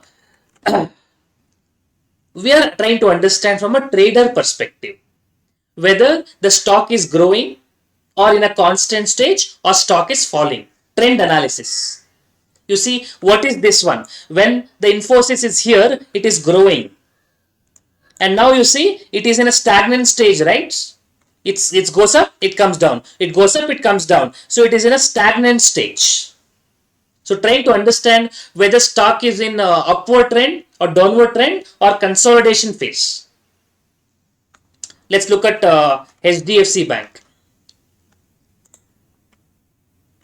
Now you see HDFC Bank is actually in a short term, it's coming down, right? Since for so many days in the month of October, it kept on falling. And this we see like a resistance zone. There are something called a support zone and resistance zone. And if I show this line, right, this point, this is how we identify the range, the support range and resistance range. So if it is moving closer towards the resistance on the top side, the stock is likely to come down. So we take a short position or we sell the stock. Or if the stock is close to the support reason means we are going to buy the stock. So if you look at the HDFC Bank, closer one, it is in this range for last January.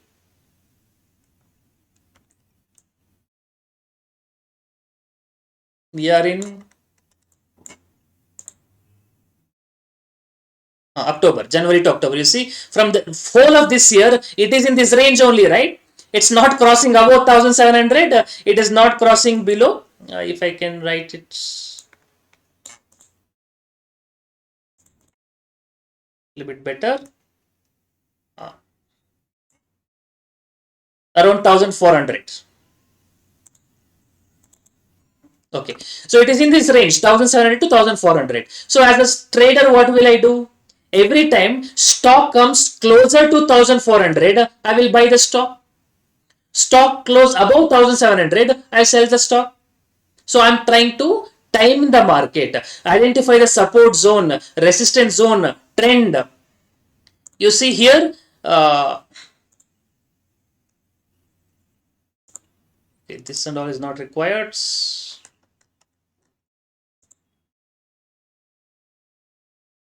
Okay. This you can see at this point in time,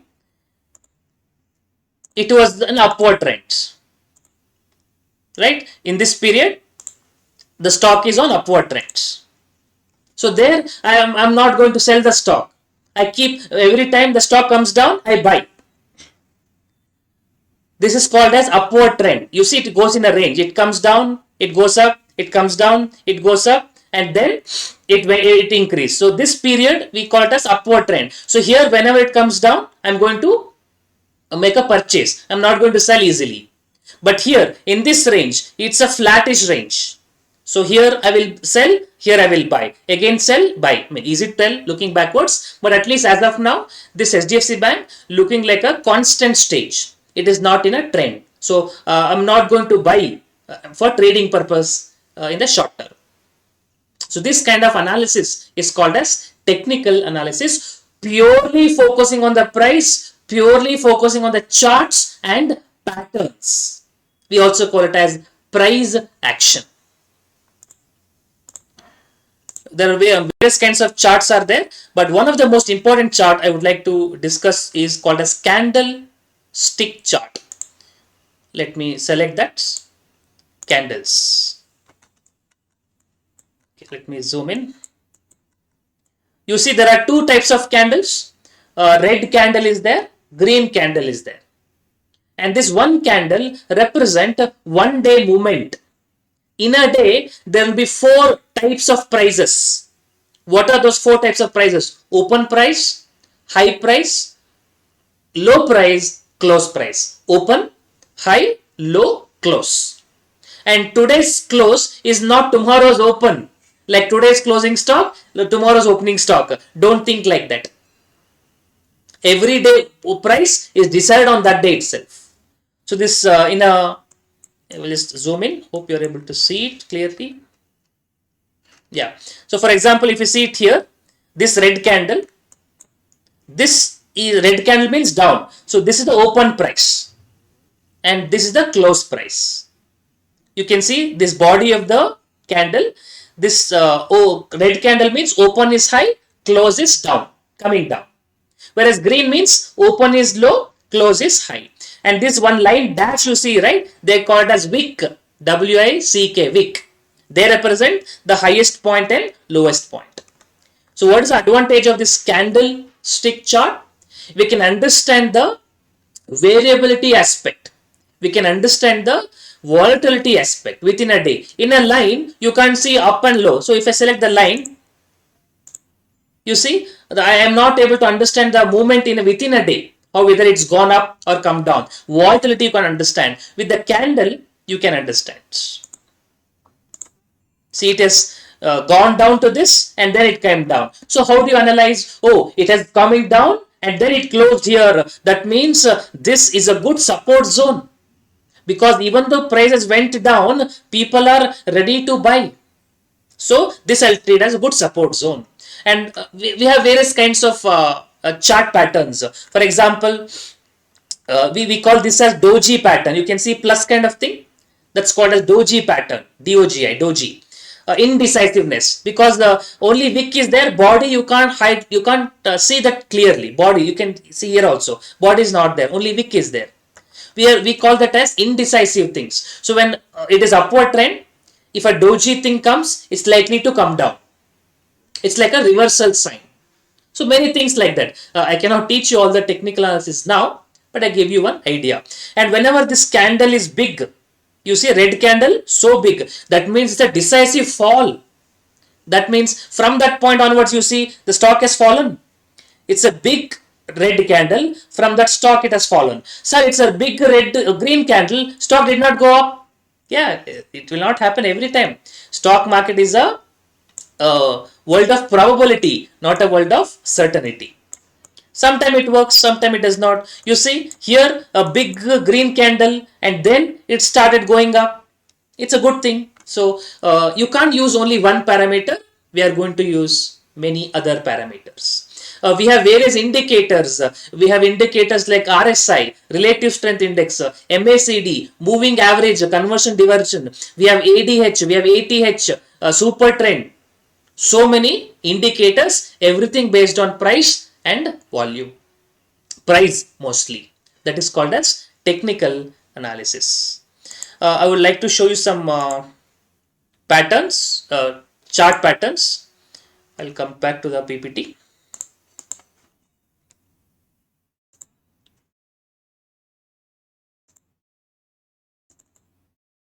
Okay, hope you can see the PPT part. So technical analysis is all about focus on price. Basically tells you when to buy, when to sell. Okay, this is called as a head and shoulder pattern. What is head and shoulder? Looks like a head and shoulder. One head is there, left shoulder, right shoulder.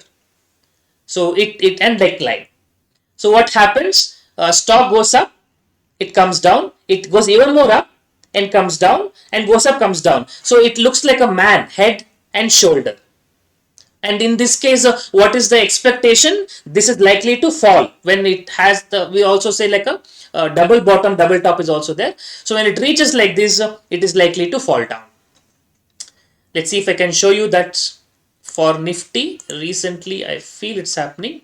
I'll just look at it if it is happening.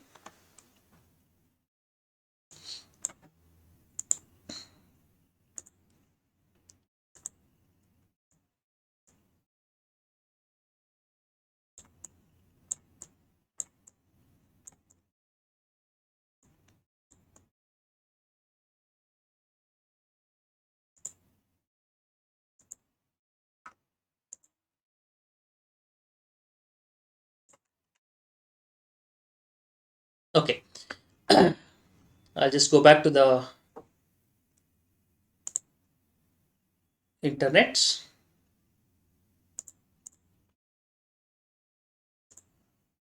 Okay, I hope you can see this Nifty chart. You see, this is not exactly forming a head and shoulder, but approximately observe. This is a neck. You can see a head, and again you can see a neck, right? Are you able to observe? You see this side, left side, neck, like a head. I mean, you can say shoulder, a shoulder, and then a head, and again a shoulder is being formed approximately. Of course, practically you don't find everything accurately. So what is the next thing? From here, it went down. From here again went down. Next, it has to fall down. So if the chart pattern has to continue, it will fall down further. That is what is head and shoulder pattern. Like this, we have various other things. Let me go back to the PPT.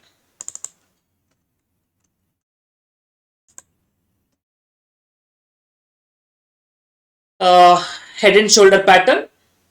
I think now we are almost in this stage. I just showed it to you. Then we also have cup and handle. The name itself will tell you cup and handle. It looks like a cup, then a handle. Cup, you see, it's like a U shape, and then you will have a handle kind of thing. It's come down. You see, these are called as resistance zones. What is resistance zone? Stock is going up, coming down, reaching that level, coming down, reaching that level, coming down. Not able to cross this line for a long period of time. It's keep hitting the resistance zone, and the moment you cross resistance zone, it's called as breakout. Breakdown also can happen. Breakout. In that case, you can see you are able to move the stock higher. I mean, the stock price will higher. So the moment breakout happens, you can buy the share. You can expect a higher growth. So this, when the cup and handle pattern breakdown or breakout happens, you can easily go up. You have double tops, double bottom. So it reaches one time, again it reaches two times. Two times if it reaches the top, it's likely to fall down. We have like this double pattern, triangle pattern, ascending triangle. You see the stock is reaching this stage, coming down and not coming down fully. It's coming, reaching, coming down, reaching, coming down. It's forming a triangle. And once the breakout happens from this triangle, the stock is likely to go up further. Like that, we have a triangle pattern, ascending, descending, flag and pennants. Flag, it looks like a pole and a flag, and pennants. So we have something like this, wedge pattern. Various kinds of technical analysis patterns are there. Okay, so now I would like to show you some practical aspects, how to place the order, how to do a trading part, and how the settlement happens. Some, again, theoretical aspects. more than practical aspects. But before that, if you have any questions, please ask, or anything practically you want to understand.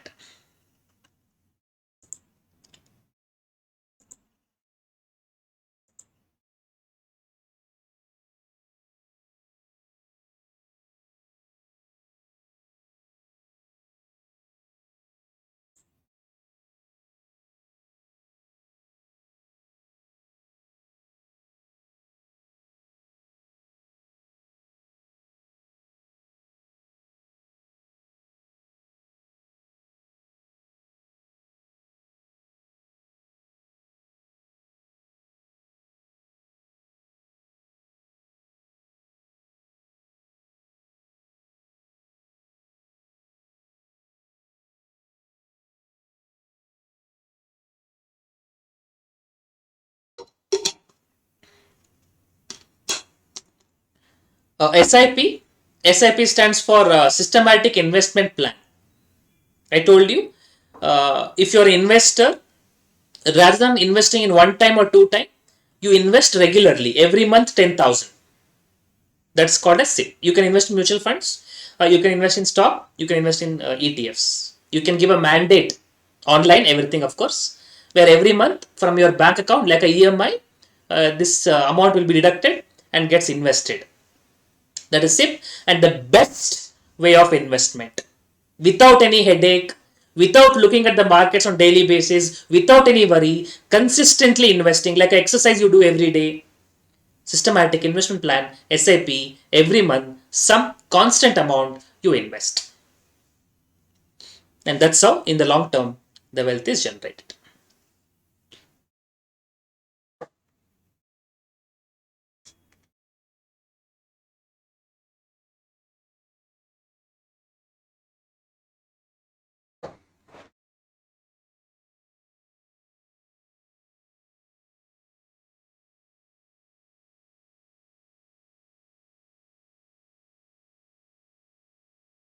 Okay, no other question?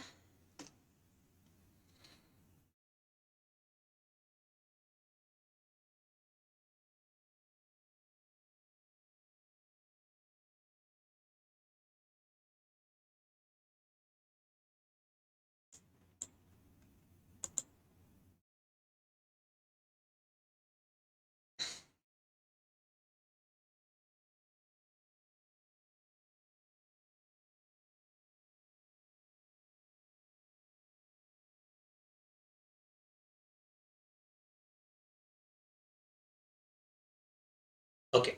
Now I'm going to talk about some operational mechanism. Then I'll talk a little bit about derivatives. Operational mechanism. This is trading part. I mean, this is here. I'm not giving any strategy. This is the process, operation. Like, how to open a demat account, or how to place an order, what are kinds of order, things like that. Order placement, trading, settlement. Okay, how you make a shares purchase practically. First of all, you have to open a demat account. Okay, how the demat account works, let me tell you quickly. I mean, not in detail, but approximately. Company is there. If it is a physical certificate, it used to be there. You will have a share certificate, physical form. Even private companies and some unlisted companies, you still have this.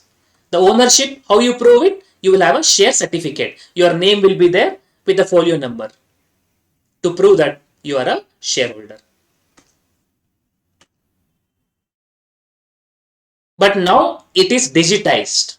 How digitized is there? Digital form. We are having intermediaries, market participants. We have depositories who maintains all the records and who account all the transfer transactions. They are called as depositories. In India, we have two, NSDL and CDSL. CDSL is listed company also. And one more thing I want to tell you, BSE is listed in NSE. So one stock exchange is listed in another stock exchange.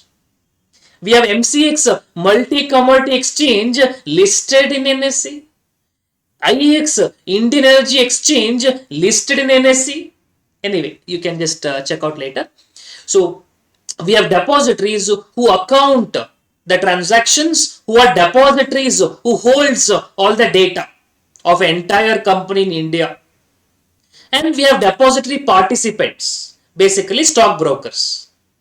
Like when we want to transact in bank, check online transaction, we want to have a bank account, and that is what is done by these depository participants, and the account is called as demat account. Two parallels, try to think. We open bank account, we open demat account.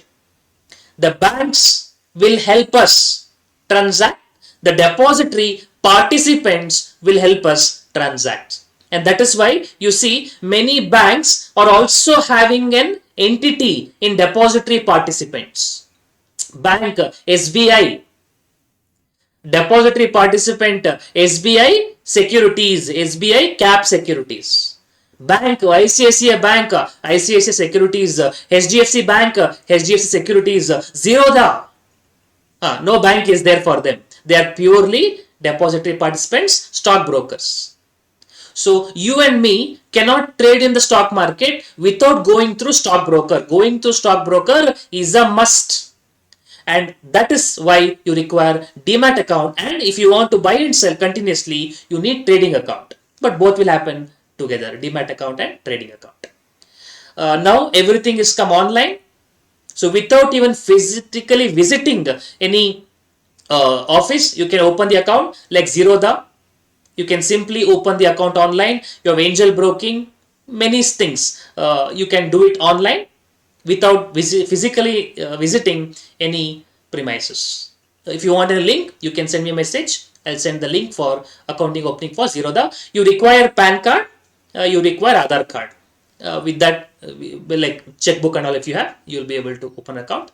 Anyway, please do open demat account with minimal charges. Any broker you like, Zerodha I like, but any these days a lot of things are very similar. But please do open demat account and start investing as little as possible. Okay, so once you have a stockbroker, once you have a demat account, trading account, then you can place the order in the stock market through the broker. I log in to my account. Basically, broker would have given me an account. Earlier, we used to call and tell, please buy Infosys 100 shares. You call the broker and tell, I want to buy Infosys 100 shares. And what that person will do, he will go to stock exchange floor and say, 100 shares Infosys buy, 100 shares Infosys buy, 100 shares Infosys buy. And somebody else will be shouting, 100 shares Infosys sell. Then both buy and sell will happen. You can even watch this series, Scam, Harshad Mehta Scam.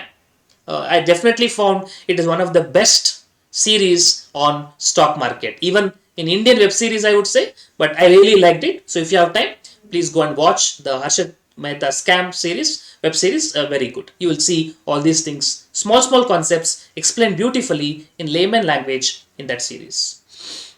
Okay, so buyer plays an order in the stock market through the broker.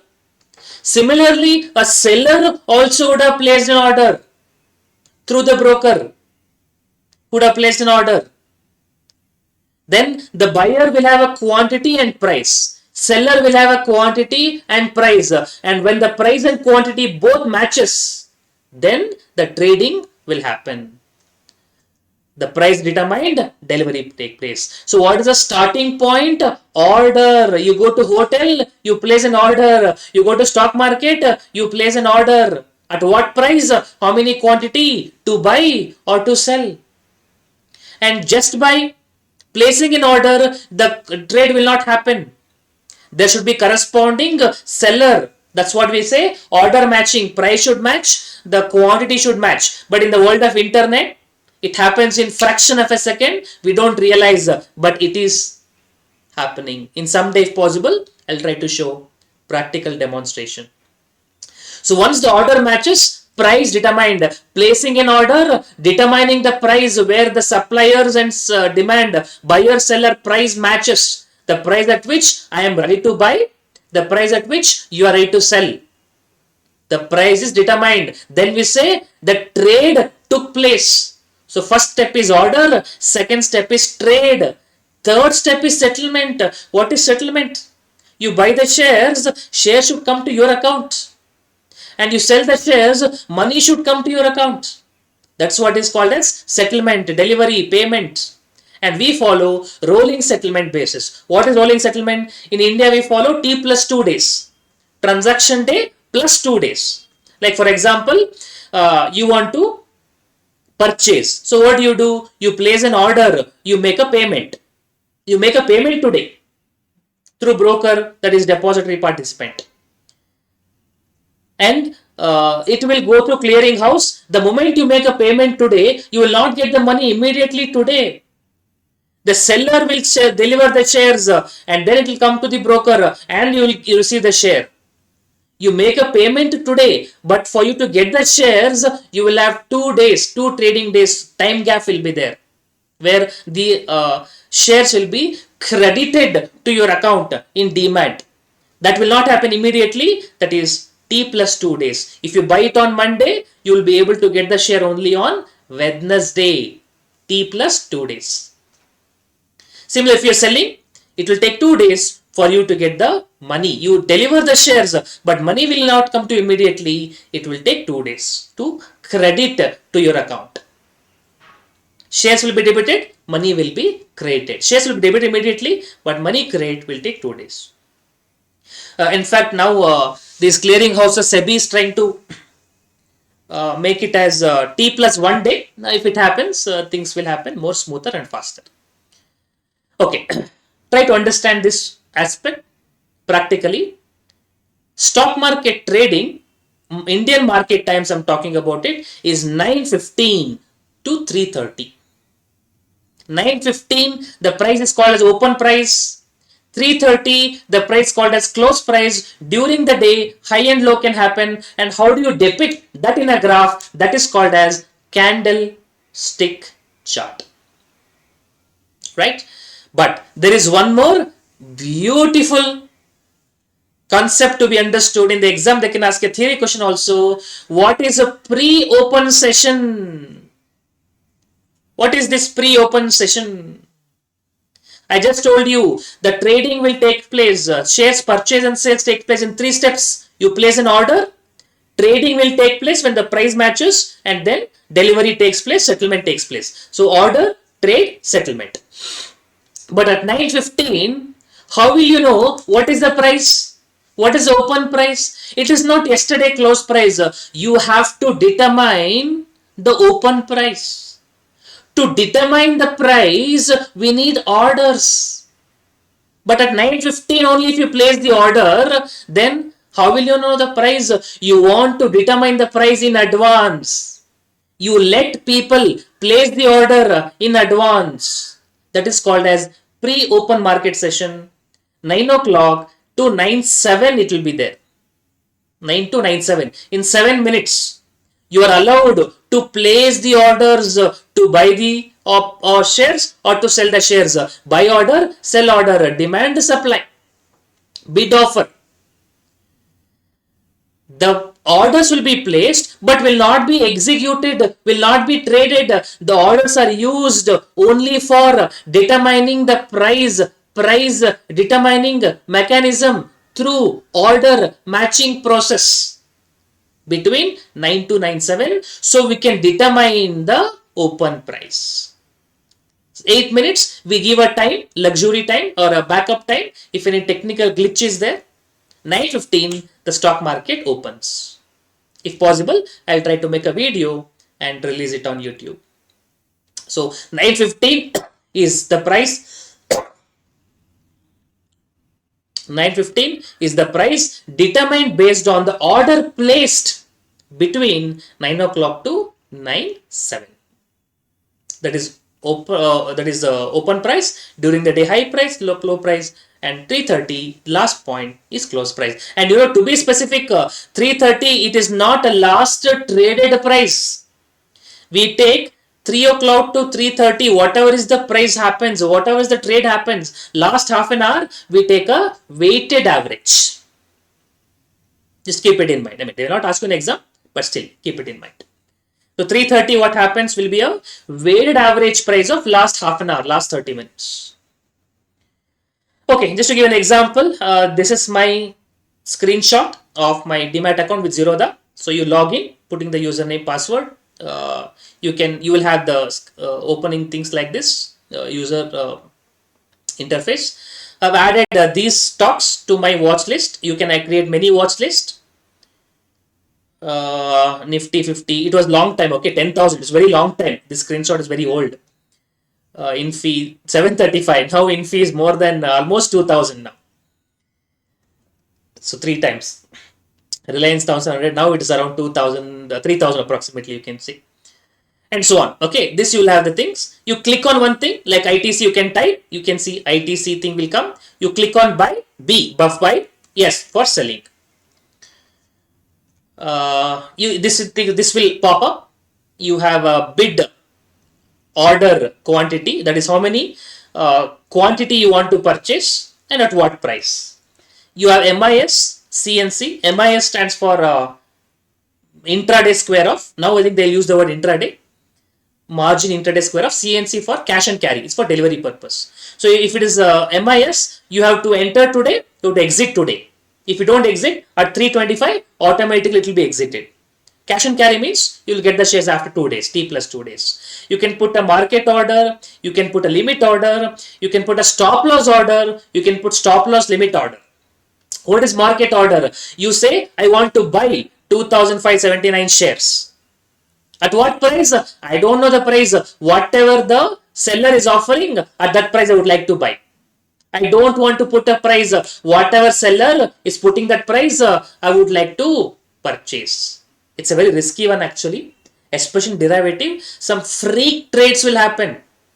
Though the market price is 10 rupees, somebody will tell put 100 rupees and you tell buy at whatever price, at 100 rupees stock will get executed immediately and suddenly it will come to 10 rupees. In a fraction of a second, 90% gone.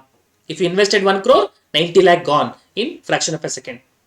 So limit order is risky, especially in derivatives. Anyway, limit orders means you don't put the price. Whatever the seller is offering, I would like to buy at that price or vice versa.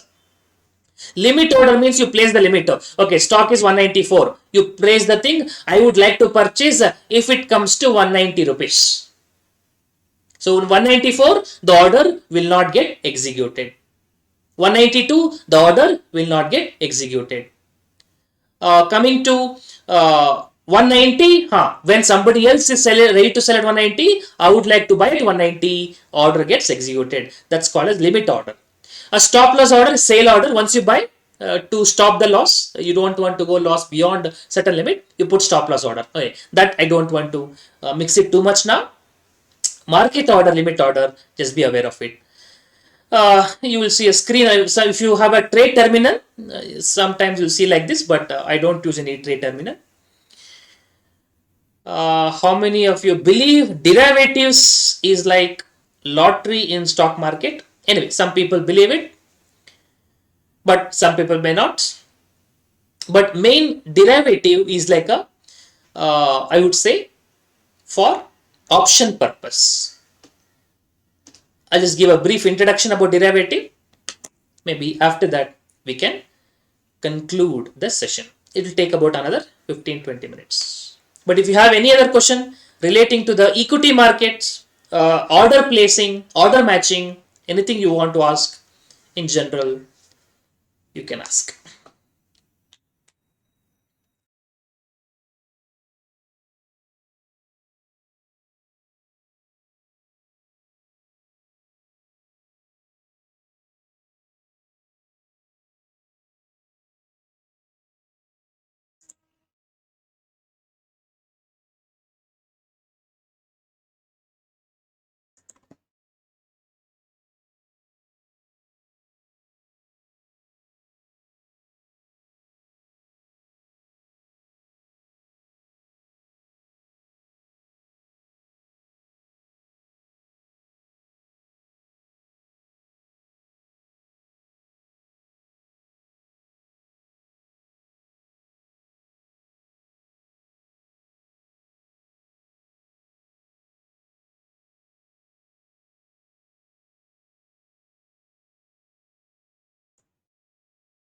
Okay, so no specific questions. So I'll go further about derivatives.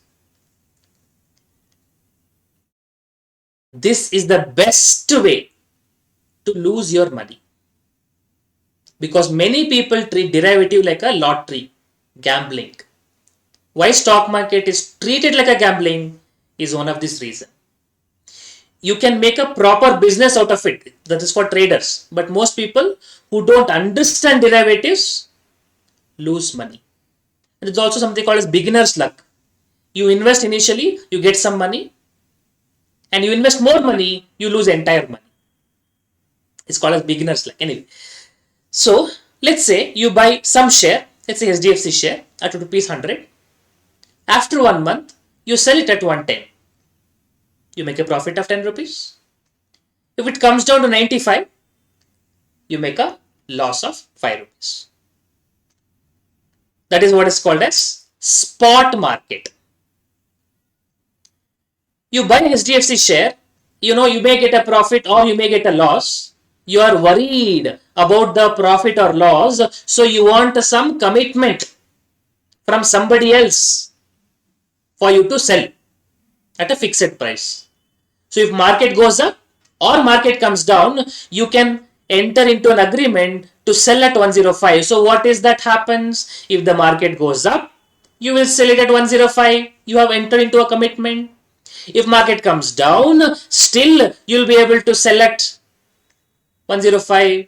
You make a profit of 5 rupees. You can make a constant profit.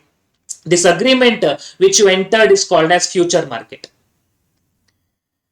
But now spot market you like or future market you like? Spot market, you can make more money when the market goes up. Future market, you can make more money even when the price comes down. So you want to have an alternative open. So what do? You created one beautiful agreement. That agreement is you entered into an agreement to sell, but not to sell, having the right to sell. If you want, you sell in this market. Otherwise, you go somewhere else and sell. So if after 1 month, if market price 110, market is offering good price, go to the market. This agreement, let it go waste. If the market price 95, this agreement is good, is giving you better price, come to this agreement and sell it here. You make a profit. This right is called as option. And of course, this will have a price. So we are having spot market transactions, future markets transactions, option market transactions. Basically, option market is like insurance product, is there for hedging purpose. But of course, now people are using it for mostly speculation purpose. Of course, we will discuss this in the separate session on derivatives. I just wanted to give you an idea about these things. I'll give some numerical example also to make you understand. Just to give an example, okay? Don't take it personally. Just to give an example. Spot market is like Swayamvar. You know Swayamvar, how it happens? On that day of marriage, we don't know who comes. That is called as Swayamvar. Spot market, profit or loss. Future market is like engagement. Engagement happens. You enter into an agreement where actual settlement takes place on date of marriage. So on the marriage date, you are confirmed one person will come for sure. You enter into a commitment. Agreement is there. Market goes up, comes down. Does not matter. You have entered into a commitment. Engagement. What is option market then? You want to keep your option open. If you want, you can cancel. Live-in relationship. You have a person committed, but you can exit at any point. A live-in relationship, no responsibility as such. Of course, every option, every alternative comes with a price. Anyway, so more about it we will discuss in the derivative sessions. Just want to give an idea. How the future market works is, let's say you have a betting. Virat Kohli will score more than 50 today. Okay. And for every run above, you will get 100 rupees. For every run below, you lose 100 rupees. Simple. Your betting is he will score 50 rupees. I'm using the word betting only for understanding purpose. Okay. So future is not betting. You can use it, but don't do it. He will score 50 rupees. He will score 50 runs. Sorry. For every one run, if he scores a 51, then what will happen to you? He scored one run more, so you will get 100 rupees. If he scores the 52, then you will get 100 more rupees. So every one run scored extra, I keep getting 1 rupee extra. That is called as future market long position. When he makes more, I start making more money. But what will happen if he comes lesser? If he scores 49, then one run less, one run short of your target, you lose 100. If he scores 48, you lose hundreds. That is called as a futures position. If the market goes up, you make profit. If the market comes down, you make loss. So for you, this is a profit.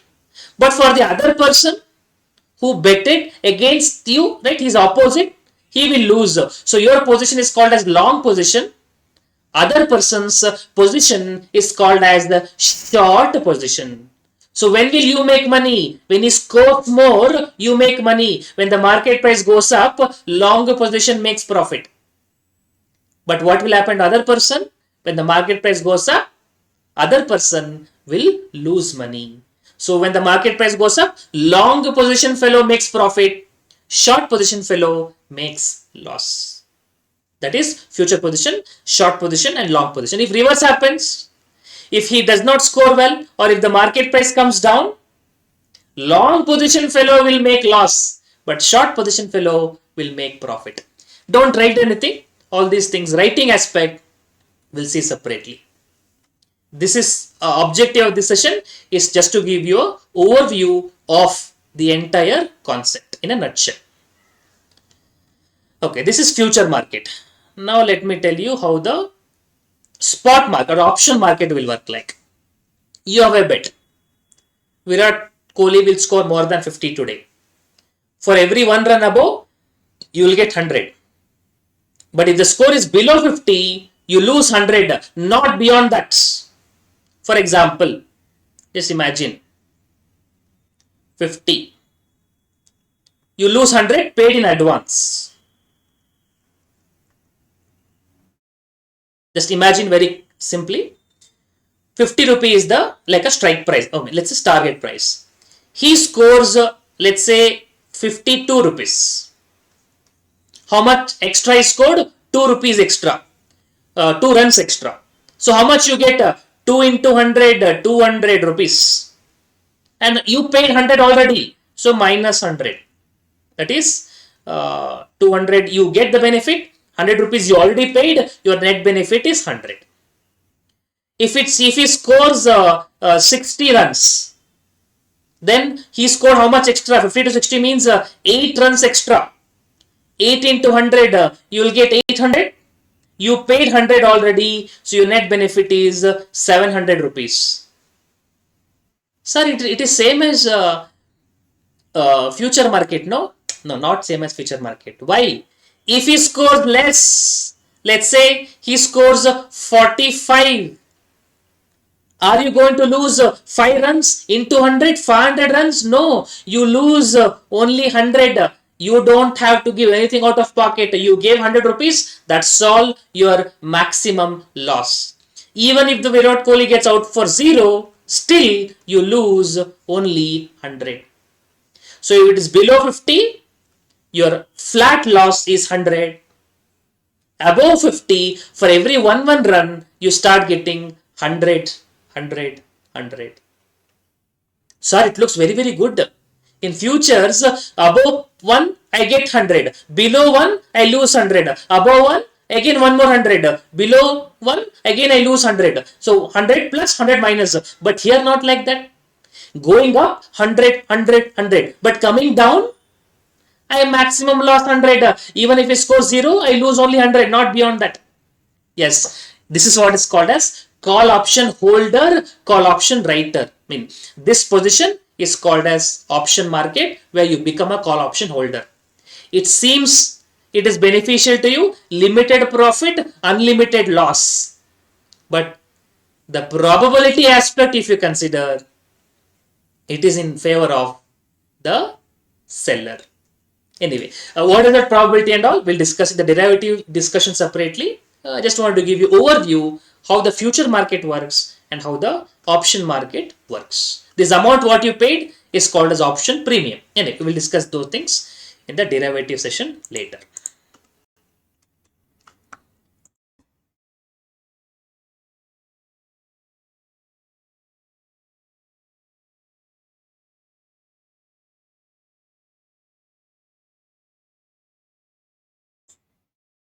Okay, I'll just quickly go to the website and show you the difference between the spot price, future price, and option price quickly, not in detail.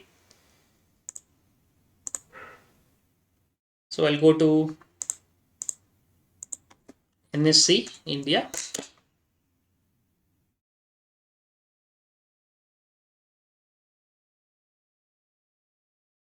I'll go to the old website, NSE India. Easy to show because it will come in one place. So I'll go to NSE, old website. Okay, I'll just open it. Sorry, I've not shared it with you. Okay, hope you can see the NSE website, old website actually. So I'll go to, let's say, Reliance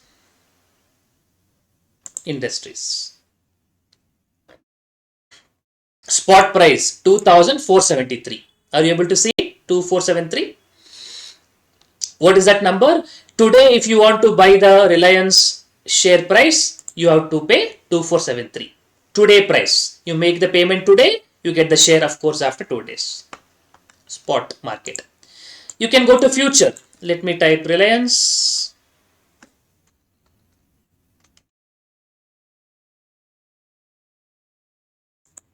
Reliance future means when you want to buy.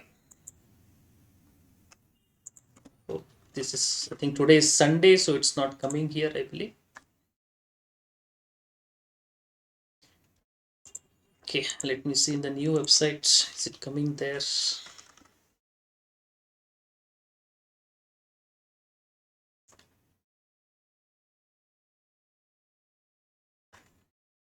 Derivatives.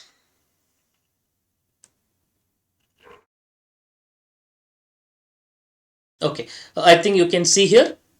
I'll just select futures. Yeah, you see 25th November expiry date. If you want to buy at expiry date, the price is 2477. This is called as future price.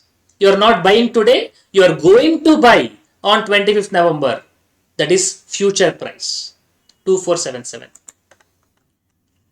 How the future is different from stock, that and all I don't want to go into detail now. Just want to give an idea.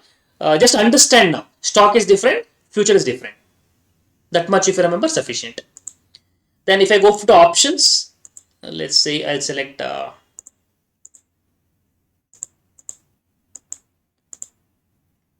call option. If you want to buy at 2600, you have to pay last price 4.4 rupees.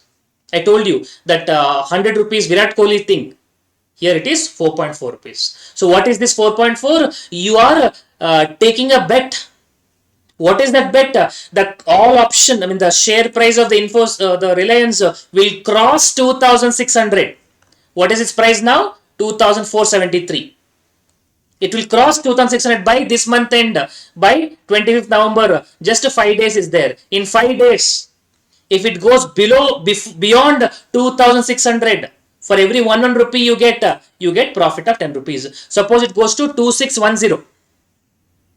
It goes to 2610. How much excess? 10 rupee. You paid 4 rupee already, 6 rupees your net profit. But if it is reaching 2601, 1 rupee extra, you get 1 rupee extra. You paid 4 rupees, 3 rupee loss for you. If it comes down, it is 2500 or comes to 2400 or comes to 2200, does not matter. Your loss is maximum 4.4 rupees. That's all, maximum loss. Now, what do you think? In 5 days, will Reliance go beyond 2600? In 5 days, is there a chance? What do you think? Will it go beyond 2600? For that, we look at the Reliance chart. Let's quickly look at trading view, Reliance charts, how the trading has happened, what is the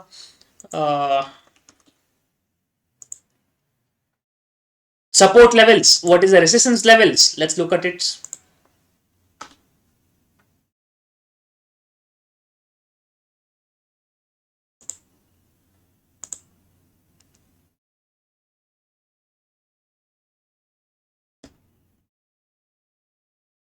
Reliance Industries.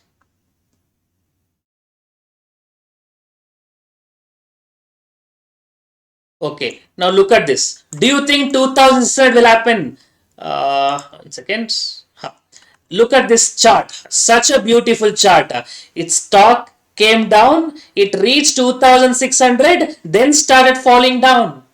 So what is this 2600 is called as a resistance zone. It reached that number and falling down continuously towards the end. So 2600 is a resistance zone. So it is unlikely to cross 2600. But if it does, of course you make money.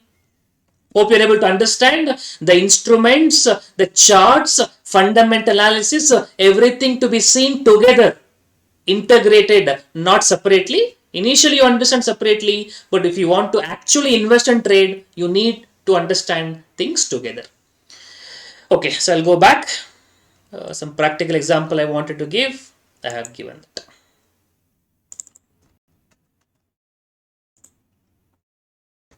Okay. Other instruments like mutual funds, ETFs, I'll quickly run through it, which is going to be again a separate sessions. Many investors are there. They want to invest in stock market, but you don't have time, skill, and patience. So what you do, many investors come together, pool the money called as mutual funds, and they invest in the stock market, and whatever returns comes, it will be shared among all the people called as unit holders. And not only in stock market, they can invest in money market also. They can invest in government bonds, corporate bonds, where they will have fixed income securities, or they can invest in real estate. We have real estate mutual funds who buy in. We have investment trust, REIT, infrastructure investment trust, INVIT, and so on. And these are all managed by professional people called as AMC, fund manager, asset management companies. And those asset management companies are also listed companies. If you want to buy, you can buy the shares like SDFC, AMC. Anyway, you have various types of mutual funds as well. Equity mutual funds, they should invest only in equity shares. Large cap equity fund, they should invest only in large cap, mid cap, multi cap, flexi cap, so many things, ELSS for tax saving purpose. Debt mutual funds, they should invest in debt instruments like liquid funds. They should invest having a maturity less than 90 days, Mokale's duration. Remember bond valuation. Ultra short duration, less than 6 months, low duration, invest in bonds having maturity duration less than 12 months, gilt fund only in government bonds, hybrid fund, invest in equity as well as debt, and so on. Many other types of mutual funds exist. We'll discuss separately about mutual funds. Then what I'm keep repeatedly telling you about the long-term investor, without any hassle, without any confusion, simply invest in ETFs. So many ETFs are there. What they do, various investors are there, they invest in a specific place, they replicate the portfolio. Nifty ETF, Nifty BES is one of the popular ETF. SBI Nifty ETF, highest Nifty ETF. You see all these provident funds, pension funds, gratuity, where they give you fixed return, where they get the money. They will invest in these ETFs. ETFs is a popular destination for pension funds, for provident funds. So what the ETF will do? Nifty ETF, they replicate the portfolio of Nifty. Nifty you can't buy, Nifty ETF you can buy.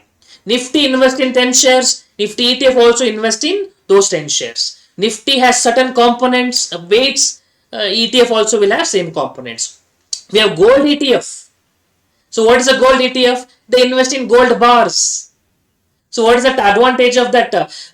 Nifty, I mean ETFs are not like mutual funds. Mutual funds cannot be traded. But ETF will have a price. Every second there will be fluctuations. So you can buy and sell. So indirectly, you can even buy Nifty and sell Nifty. And you cannot buy gold and sell gold easily, right? And you have to keep the gold. Storage is a problem. Security is a problem. Keeping in certain condition is a problem. ETF, they will keep the gold. They will maintain it. You just purchase a gold ETF.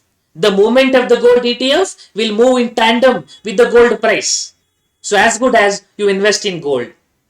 And as a portfolio management technique, you have to invest in equity as well as you have to invest in gold, because gold and equity are inversely related, correlated. When the gold price, when the stock market goes up, gold price comes down. But when stock market falls, gold will act as a good security. So gold physically we not have to purchase, gold ETF you purchase. So various investors come together, they make an ETF, exchange traded fund, and they invest, replicate a particular portfolio or a particular commodity like gold ETF. We have silver ETF as well. And here no fund management, because they go by rules. And the machine will do the rules automatically. So the expense ratio will be very, very less. Okay, so this is all about various instruments, entire basics of stock market. Some websites you can refer: investing.com, moneycontrol.com, ticker tape, value research online for mutual funds, screener.in to compare various ratios across different pairs, tradingyou.com for the charts. You can also go for the websites like even Zero the Varsity. They have good lot of education content, free content available. Zero the Varsity, you can check that out.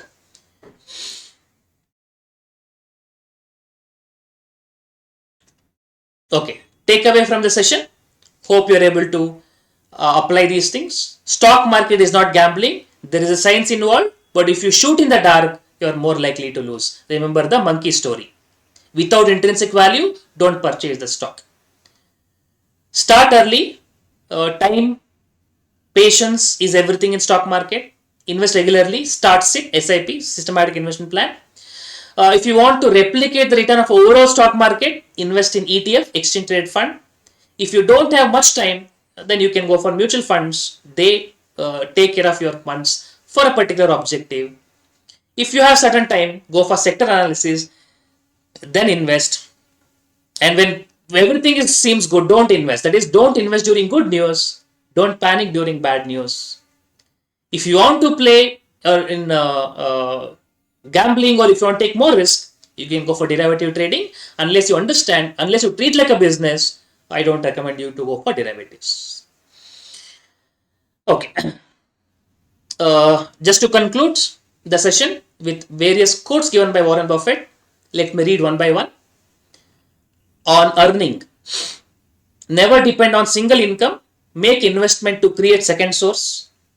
On spending, if you buy the things you do not need, soon you will have to sell the things you need. On savings, do not save what is left after spending, but spend what is left after saving. Taking risk, what do you mean by risk? Never test the depth of a river with both the feet. On investment, do not put all the eggs into same basket. Variety, diversify. On expectation, honesty is a very expensive gift. Do not expect from cheap people. You can apply in real life. You can apply in stock market when you select the management. Honesty is a very expensive gift. Choose the management carefully when you are investing. Okay, so that is what is the stock market mini workshop. I would say an entry into the whole beautiful world of stock market. If you have any doubts, you can ask. Okay, I'll just share my email ID, mobile number. You must have it, but still. My mobile number 9535078357, or if you want email ID hegde hegde 87 at gmail.com. I will share this video on YouTube.